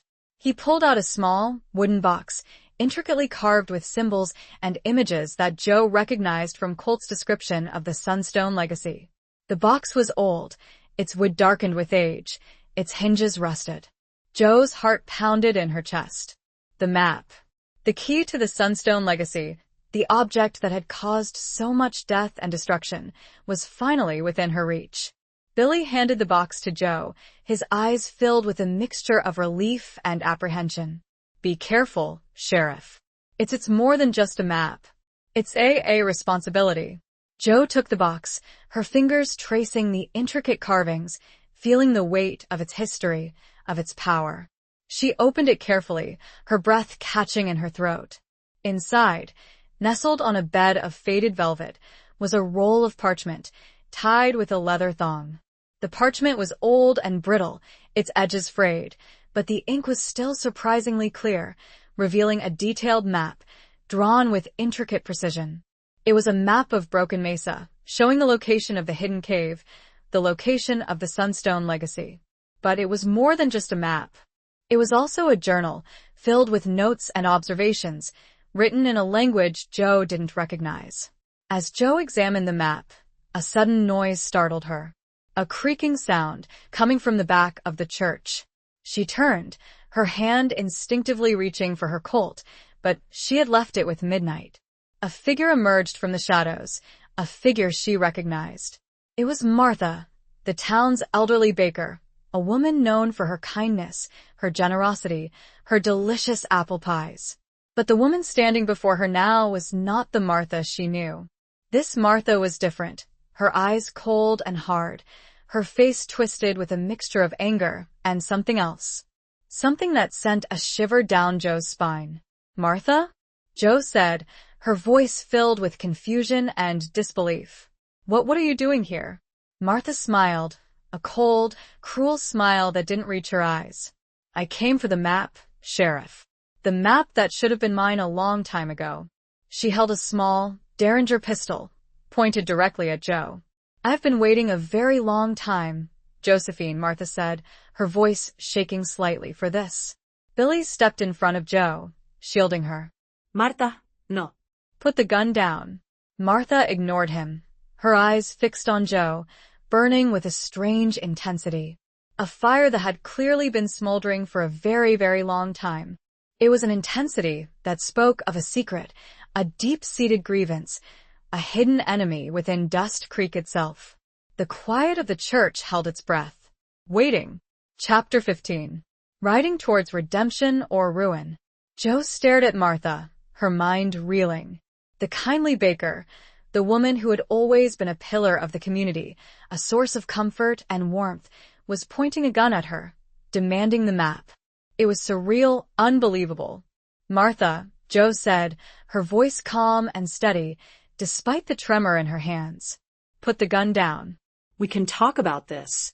Martha's smile widened, a cruel, mocking expression that sent a shiver down Joe's spine. Talk. Oh, we'll talk, Sheriff. We'll talk about betrayal, about secrets, about family. She took a step closer, her eyes burning with a fierce intensity. You think you know this town, Sheriff? You think you know its history? You know nothing. Billy, still standing between Joe and Martha, tried to reason with her. Martha, please. This isn't you. Put the gun down. We can help you. Martha ignored him, her gaze fixed on Joe. Help me? You can't help me.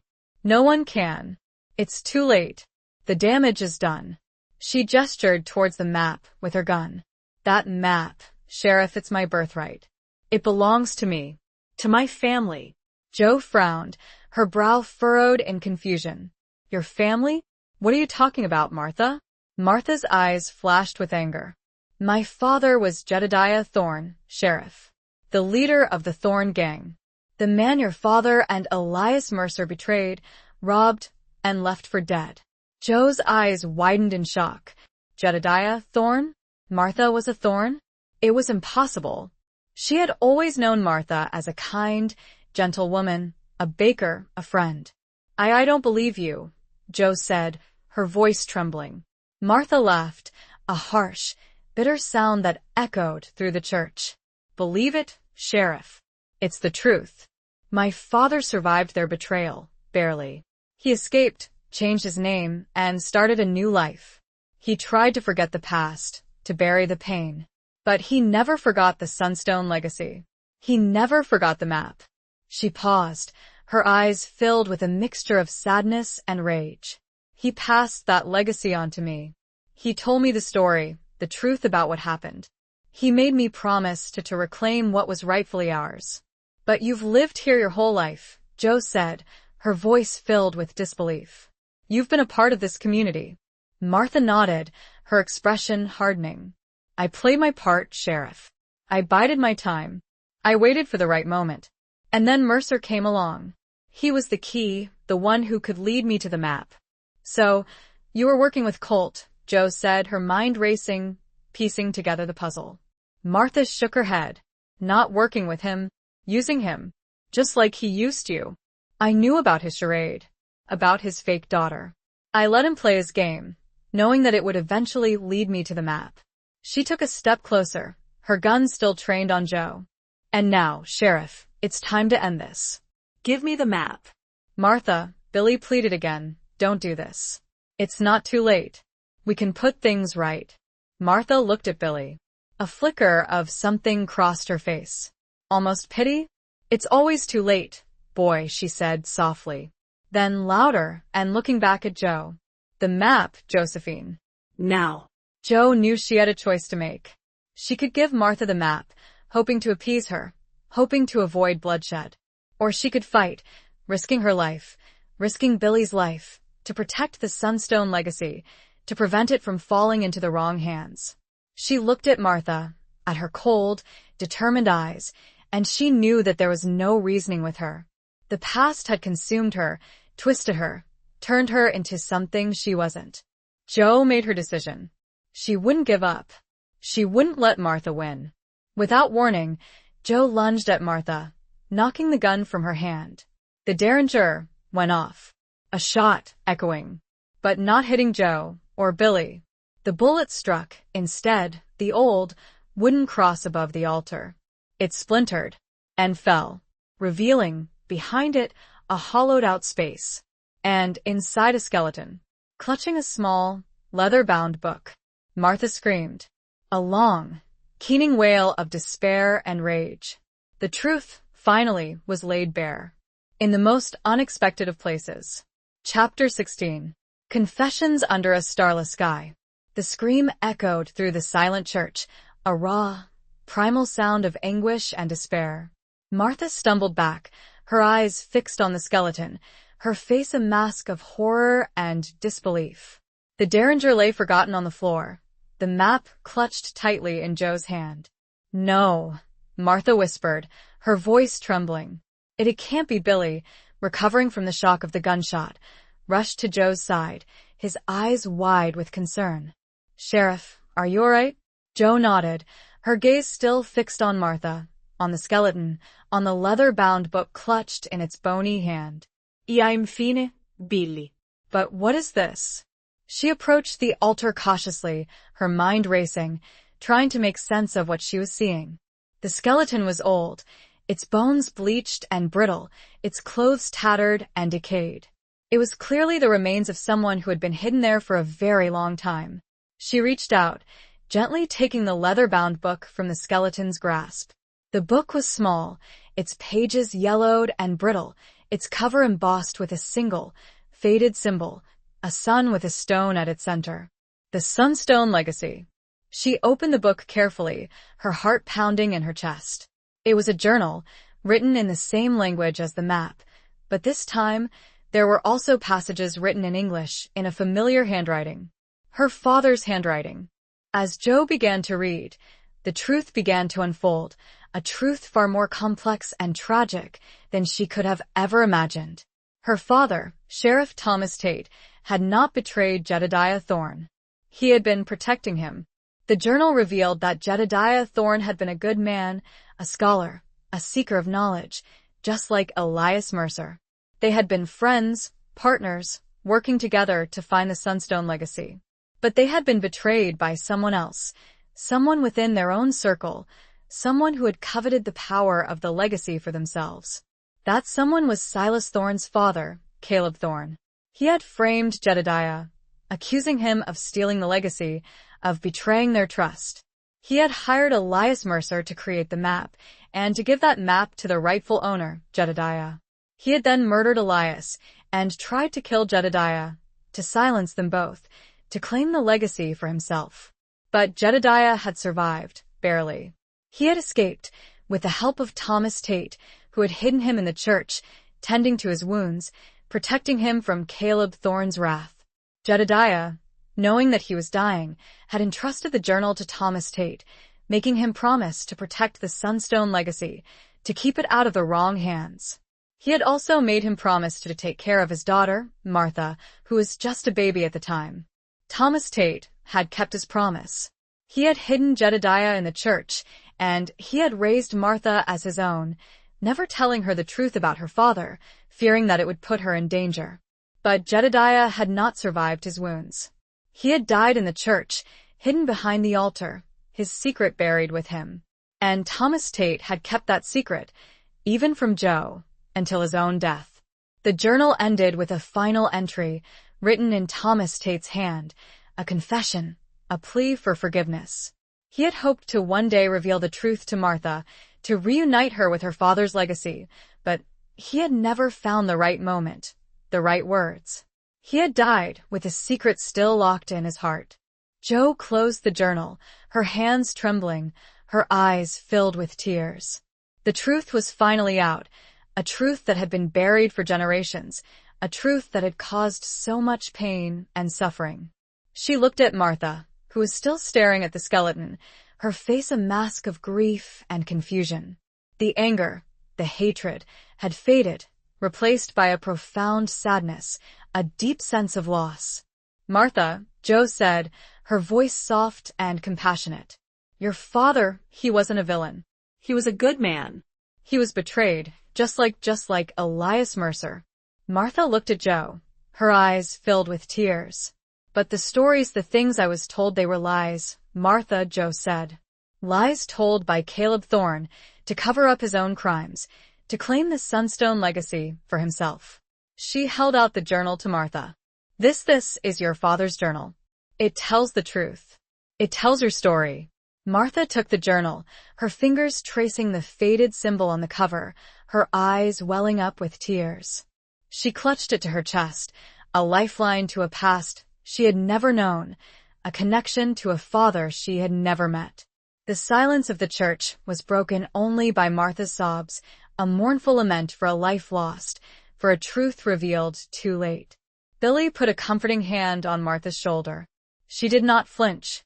Joe looked up, towards the broken cross, and the hole it had revealed. She realized, The real betrayals were not those of blood or law, but those of secrets. Ones kept so long, they festered and poisoned everything they touched. The sun, through the stained glass, cast long, multicolored shadows across the floor of the church. Night was coming, and with it, a reckoning. Not just with the remaining crimson vultures, but with herself. Chapter 17. The Weight of Unspoken Words. The sun dipped below the horizon, casting long shadows across the dusty streets of Dust Creek. The church, bathed in the twilight glow, felt like a sanctuary, a place of quiet contemplation after the storm of revelations. Martha sat on a pew, clutching her father's journal, her shoulders shaking with silent sobs.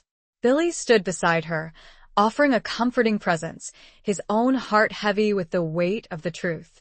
Jo stood apart, watching them, her mind a whirlwind of emotions. The truth about her father, about Martha, about the Sunstone legacy had been revealed, but the wounds of the past were still raw, the scars still fresh. She had learned that the lines between good and evil, between outlaw and lawman, were often blurred, that truth was a fragile, elusive thing, easily distorted by secrets and lies. She thought of Colt, of his betrayal, of the pain he had caused her. But she also thought of his final moments, of the flicker of doubt, of regret she had seen in his eyes.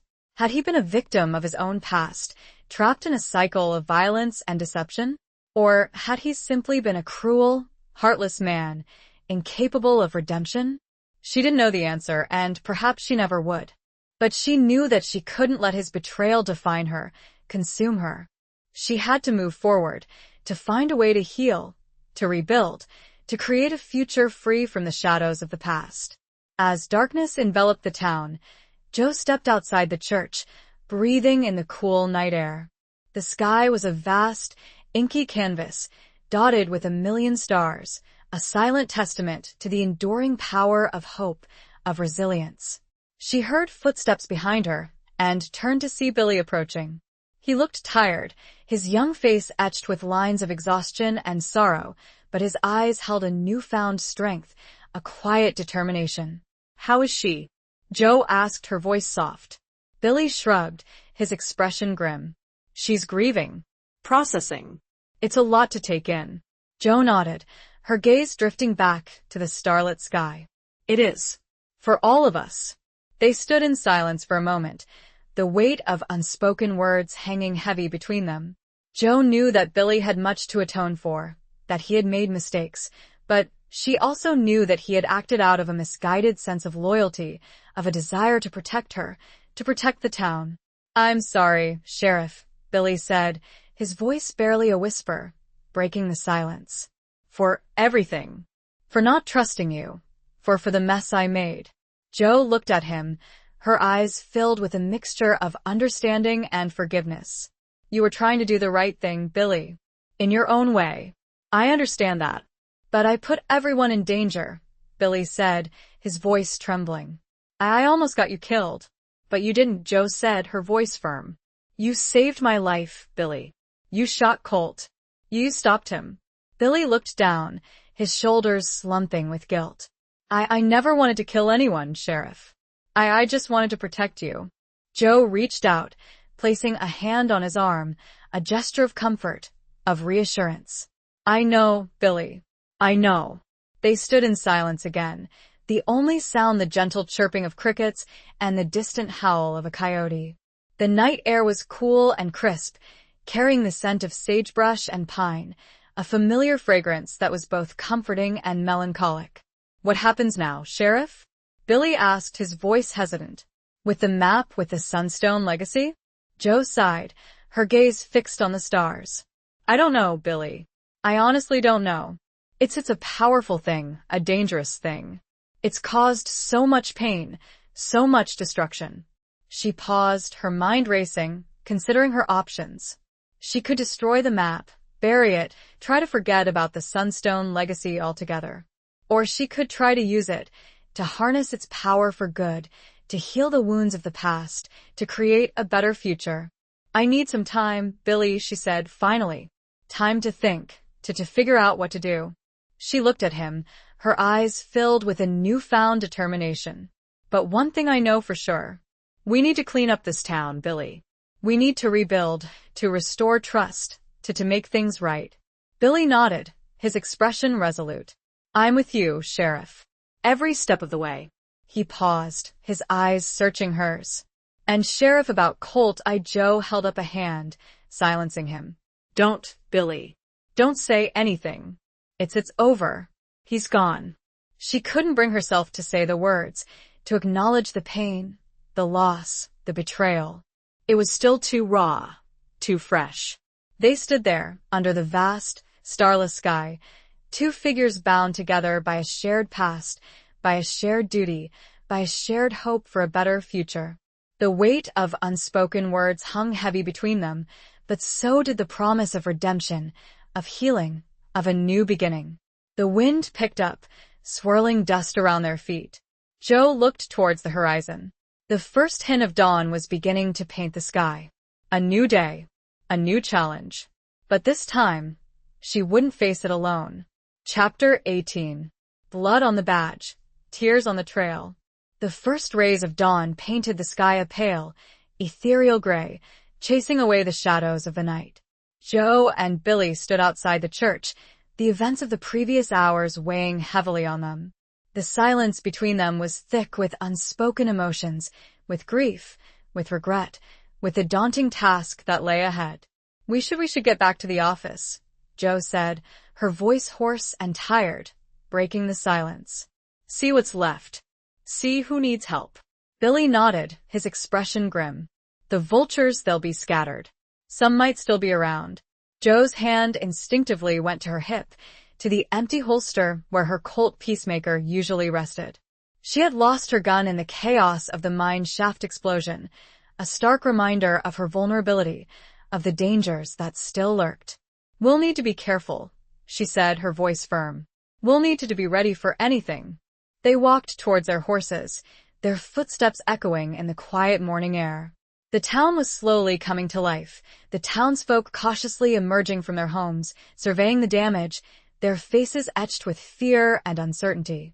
As they reached the sheriff's office, Joe's heart sank. The building had been ransacked, the windows shattered, the door hanging off its hinges.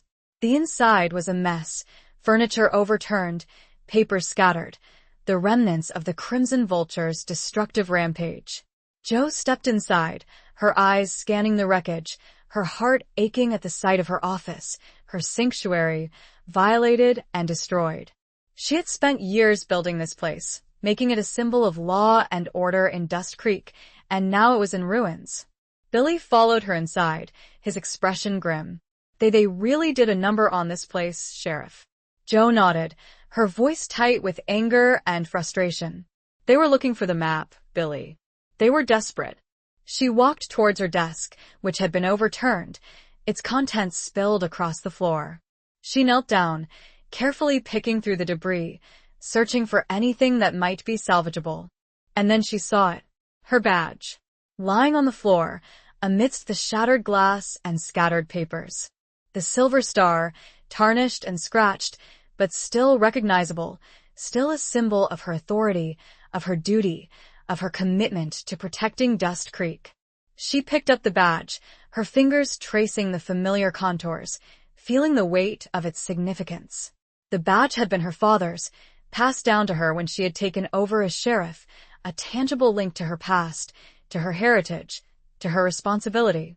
As she held the badge, she noticed something, a dark stain on the silver surface, a stain that looked suspiciously like blood. She turned the badge over, examining it more closely, and then she saw it, a small, almost imperceptible inscription on the back. A single word, remember. Joe's heart skipped a beat. She recognized the inscription. It was a word Colt had used, a word that had haunted her since the night he had shown her his scars, the night he had revealed the bullet wound she had inflicted on him. She suddenly remembered. The mine. Colt's hand, reaching for her, not his gun. His final look, not of hate, but of warning. The shot from Billy's rifle. Had it truly been to save her? Or to silence Colt? Permanently? She looked at Billy, her eyes narrowed, suspicion creeping into her heart.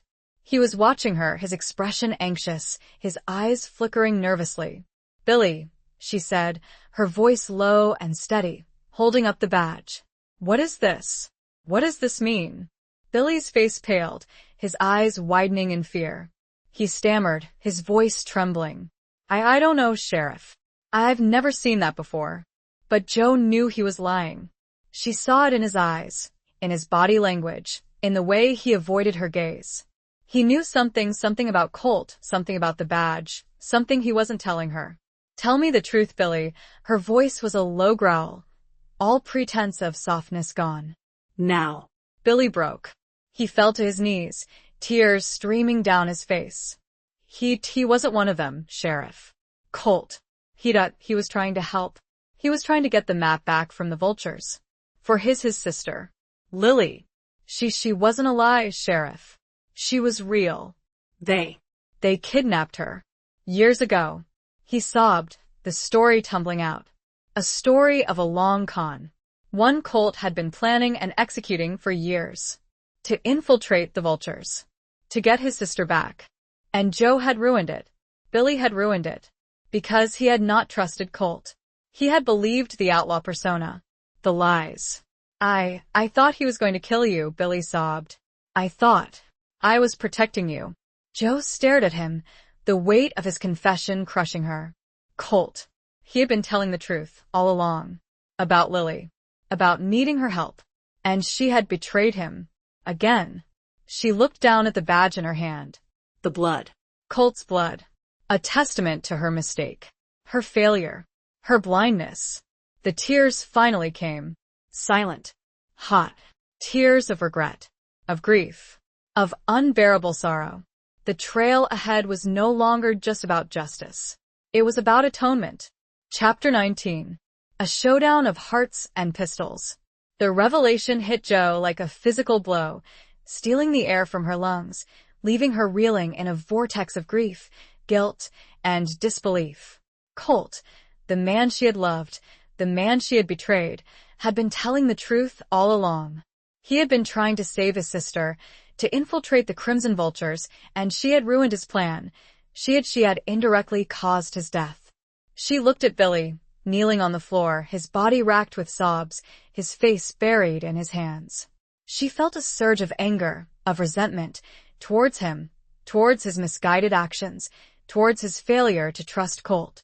But she also felt a pang of pity, of understanding.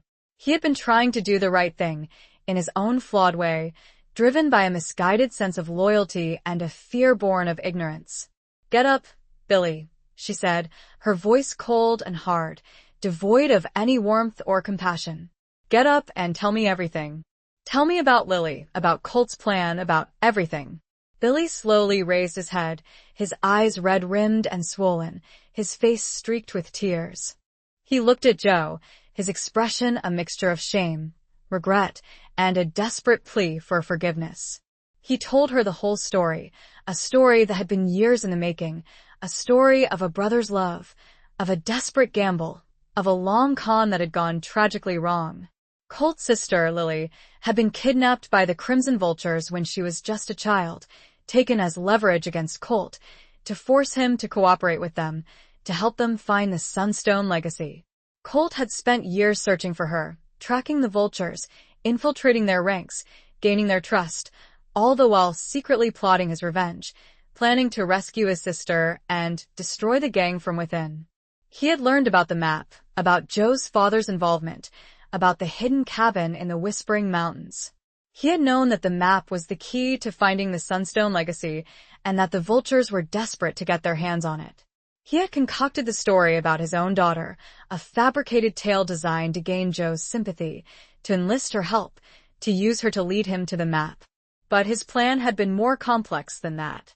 He hadn't intended to betray Joe, to hand the map over to the Vultures. He had planned to use the map as bait, to lure the Vultures into a trap, to rescue Lily, to finally put an end to their reign of terror.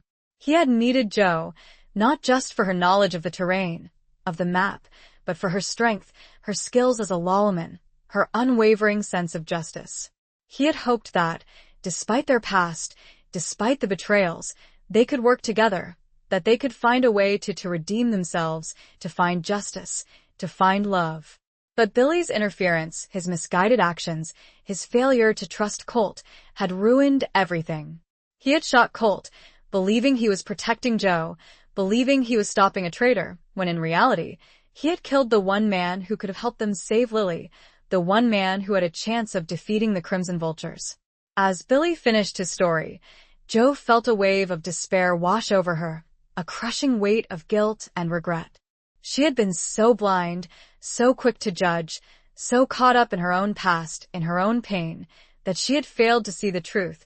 She had failed to trust the one man who had truly needed her. "Where is she, Billy?" Joe asked, her voice barely a whisper, her heart pounding in her chest. "Where is Lily?" Billy looked up at her, his eyes filled with a mixture of fear and determination.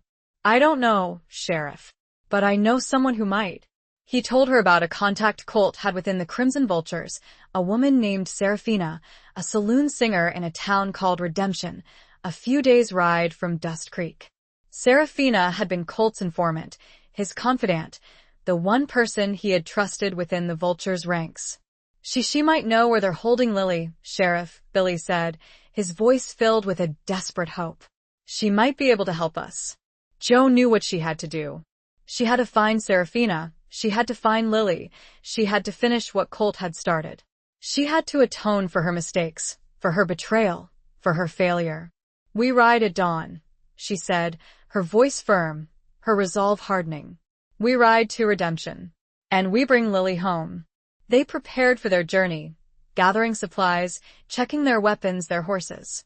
The sun was setting, casting long shadows across the dusty streets of Dust Creek, a reminder of the darkness that still loomed, of the dangers that still lay ahead. As they rode out of town, Joe looked back at the sheriff's office, at the badge she still clutched in her hand, the bloodstain a constant reminder of her past mistakes, of her lost love, of her unwavering duty. She knew the road ahead would be long and dangerous, filled with uncertainty and peril. But she was ready. She was no longer just a sheriff, upholding the law. She was a woman on a mission, a woman driven by guilt, by regret, by a desperate need for redemption. She was riding towards a showdown, a confrontation not just with the Crimson Vultures, but with her own demons, with her own past, with her own heart. The horses moved at a steady pace. Billy looked straight ahead, his jaw set. Joe looked at the horizon, the setting sun bleeding red across the sky. A promise and a threat. Chapter 20. The final confrontation of hearts and horizons. The journey to redemption was long and arduous, the landscape a harsh tapestry of sun-baked earth, rugged canyons, and endless sky. Joe and Billy rode in silence, their minds consumed by their own thoughts, their own regrets, their own hopes for the future. The weight of their mission, of Colt's death, of Lily's uncertain fate, hung heavy between them, a constant reminder of the stakes, of the dangers that lay ahead. They arrived in Redemption under the cover of darkness, the town a flickering constellation of lights in the vast, inky blackness. Redemption was a rough and tumble town, a haven for outlaws, gamblers, and desperados, a place where the law held little sway and violence was a common currency. The saloon, a two-story wooden structure with garish lights and raucous music spilling out onto the dusty street, was the heart of Redemption, a den of iniquity where fortunes were won and lost, where lives were bought and sold, where secrets were whispered and deals were made. Joe and Billy dismounted, tying their horses to a hitching post outside the saloon, their senses on high alert. They knew they were walking into a dangerous place, a lion's den, where they could be recognized, betrayed, killed at any moment. "Stay close," Joe said, her voice low and firm, her hand resting on the butt of the Colt Peacemaker she had borrowed from Billy. "And be ready for anything." They entered the saloon, the noise, the heat, the smell of sweat, whiskey, and smoke hitting them like a physical blow. The room was crowded, filled with a motley assortment of characters. Rough-looking cowboys, hardened gamblers, painted ladies, and a scattering of shady figures lurking in the shadows. Jo scanned the room, her eyes searching for Serafina, for any sign of the woman who held the key to finding Lily. She spotted her on a small stage at the far end of the saloon, a beautiful woman with fiery red hair, a sultry voice, and eyes that seemed to hold 1,000 secrets. Serafina was singing a mournful ballad, her voice captivating the audience, her body swaying to the rhythm of the music. She wore a crimson dress that clung to her curves, a stark contrast to the drab surroundings, a beacon of beauty in a sea of ugliness. Jo and Billy made their way through the crowd, their presence drawing curious glances, suspicious stares, and the occasional hostile glare. They reached the stage just as Serafina finished her song, the applause and cheers of the audience echoing through the saloon. Jo approached Serafina, her eyes meeting hers, her expression firm and determined. "Serafina," she said, her voice low and steady, "we need to talk. It's about Colt." Serafina's eyes widened slightly, a flicker of surprise, of recognition, in their depths. She looked at Jo, then at Billy, assessing them, weighing them up, her gaze sharp and intelligent. "Follow me," she said, her voice a husky whisper, her accent hinting at a foreign origin. She led them through a back door, into a small, dimly lit room, a private sanctuary away from the noise and chaos of the saloon. The room was sparsely furnished, a table, a couple of chairs, a cot in the corner, a few personal belongings scattered around. "Who are you?" Serafina asked, her voice guarded, her eyes still searching theirs. "And what do you want with Colt?" "I'm Sheriff Josephine Tate," Jo said, her voice firm. "This is my deputy, Billy. Colt was a friend. He's dead." Serafina's face paled, her eyes filling with a mixture of shock and grief. She sank into a chair, her body trembling, her hand covering her mouth. "Dead?" she whispered, her voice barely audible. "How?" Jo told her everything, the whole story, from Colt's arrival in Dust Creek to his death at Billy's hand, to the revelation of his true mission, to the desperate search for Lily. Serafina listened in silence, her eyes filled with tears, her body shaking with suppressed emotion.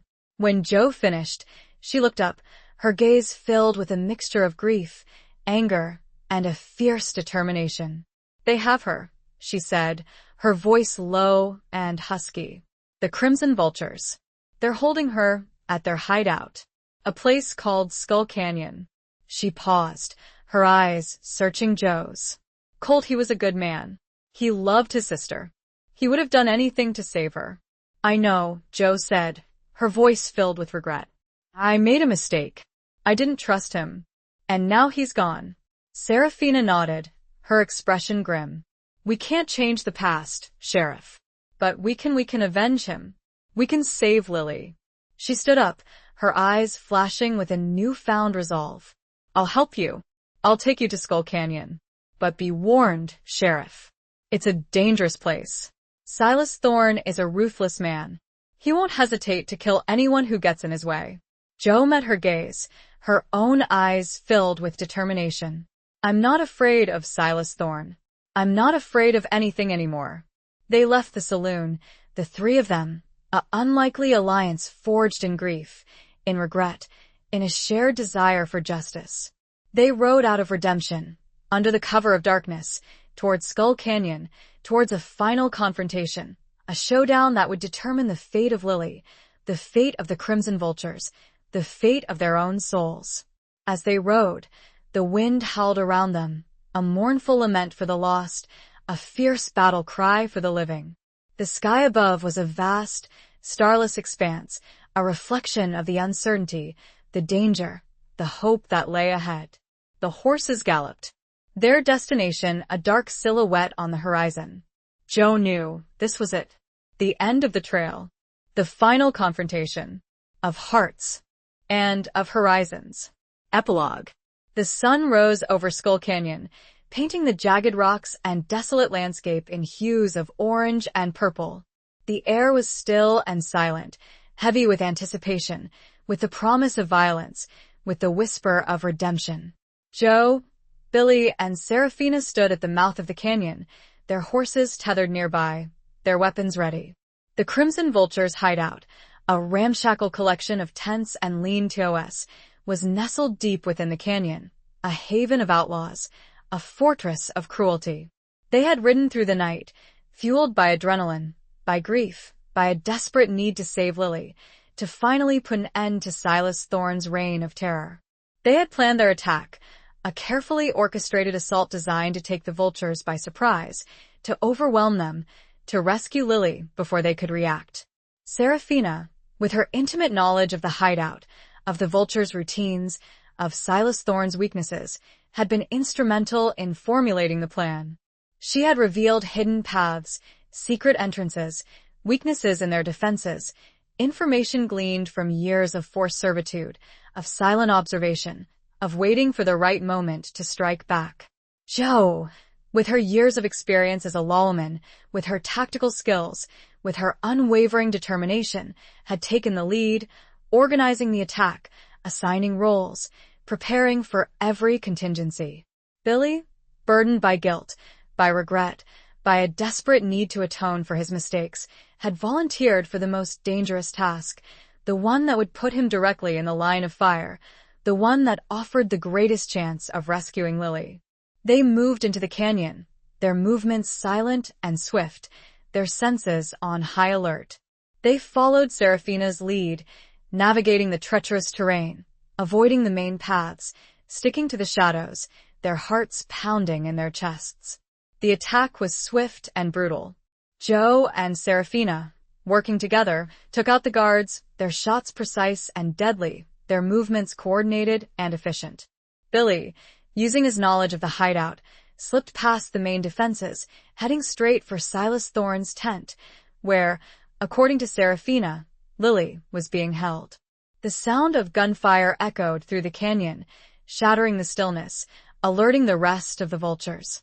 Chaos erupted, a whirlwind of violence, of shouting, of screaming, of the clash of steel on steel. Jo and Seraphina fought their way through the Vultures, their guns blazing, their determination unwavering. They were outnumbered, but they were not outmatched. They had the element of surprise, the advantage of knowing the terrain, and the burning fire of justice in their hearts. Billy reached Silas Thorne's tent, finding the outlaw leader holding a knife to Lily's throat, his eyes wild with rage and desperation. Lily, a young woman with Colt's striking blue eyes, looked terrified but defiant, her spirit unbroken despite her captivity. "Let her go, Thorne," Billy shouted, his voice echoing through the tent, his gun trained on the outlaw leader.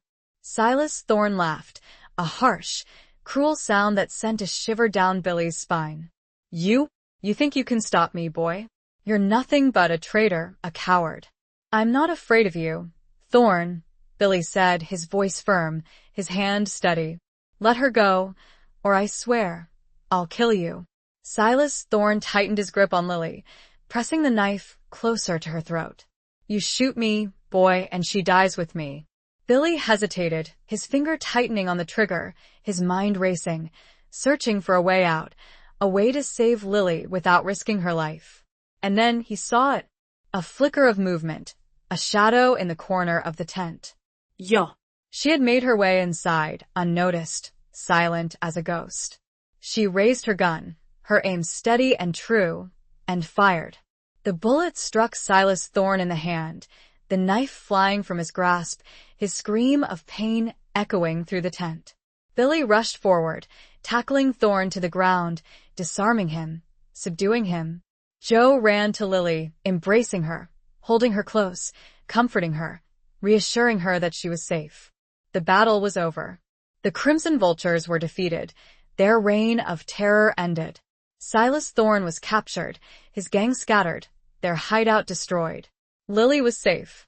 As the dust settled and the sun climbed higher in the sky, Jo stood beside Lily, watching as Billy led Silas Thorne away, towards Dust Creek, towards justice. Seraphina stood nearby, her face etched with a mixture of relief and sadness, her eyes fixed on the horizon. Lily turned to Jo, her blue eyes filled with gratitude, with admiration, with a flicker of something else, something that mirrored Joe's own feelings, her own loss, her own longing. "Thank you," Lily said, her voice soft and hesitant. "For saving me. For everything." Joe smiled, a sad, weary smile, but a smile nonetheless. "Your brother, he would have been proud of you. He loved you very much." Lily nodded, her eyes welling up with tears. "I know. And I know he loved you too." Joe looked away, her heart aching, her throat tight with emotion. She had lost Colt. She had lost the chance of a future with him, but she had found something else, something precious, something enduring. She had found redemption. She had found forgiveness. She had found a connection to the man she had loved, a connection that would last a lifetime. She had found a family. The years that followed were filled with healing, with rebuilding, with the slow, steady process of putting the pieces of their lives back together. Joe remained the sheriff of Dust Creek, her strength, her wisdom, her unwavering sense of justice guiding her, protecting her town, serving her community. Billy, forgiven but forever scarred by his past mistakes, became her trusted deputy, his loyalty, his courage, his dedication to the law unwavering. He had learned a valuable lesson, a painful lesson, about the importance of trust, of forgiveness, of second chances. Serafina, freed from her forced servitude, found a new life, a new purpose, using her skills, her knowledge, her experience to help others, to fight for justice, to create a better world. Lily, reunited with her family, with her heritage, with the memory of her brother, blossomed into a strong, independent woman, carrying on Colt's legacy, his spirit, his love for the land, his unwavering belief in the power of good over evil. Joe never forgot Colt. His memory, his love, his sacrifice, remained etched in her heart, a constant reminder of the choices she had made, of the life she had lived, of the future she had embraced. She found peace, finally, a quiet, enduring peace, born of acceptance, of forgiveness, of the knowledge that she had done her best, that she had lived a life of purpose, of meaning, of love. She adopted Lily, and together they honored Colt, not with monuments of stone, but with lives well lived. The vast plains stretched, bathed in the golden hues of the setting sun. The wind whispered, carrying the scent of sage and dust, and the promise, always, of a new dawn. The end.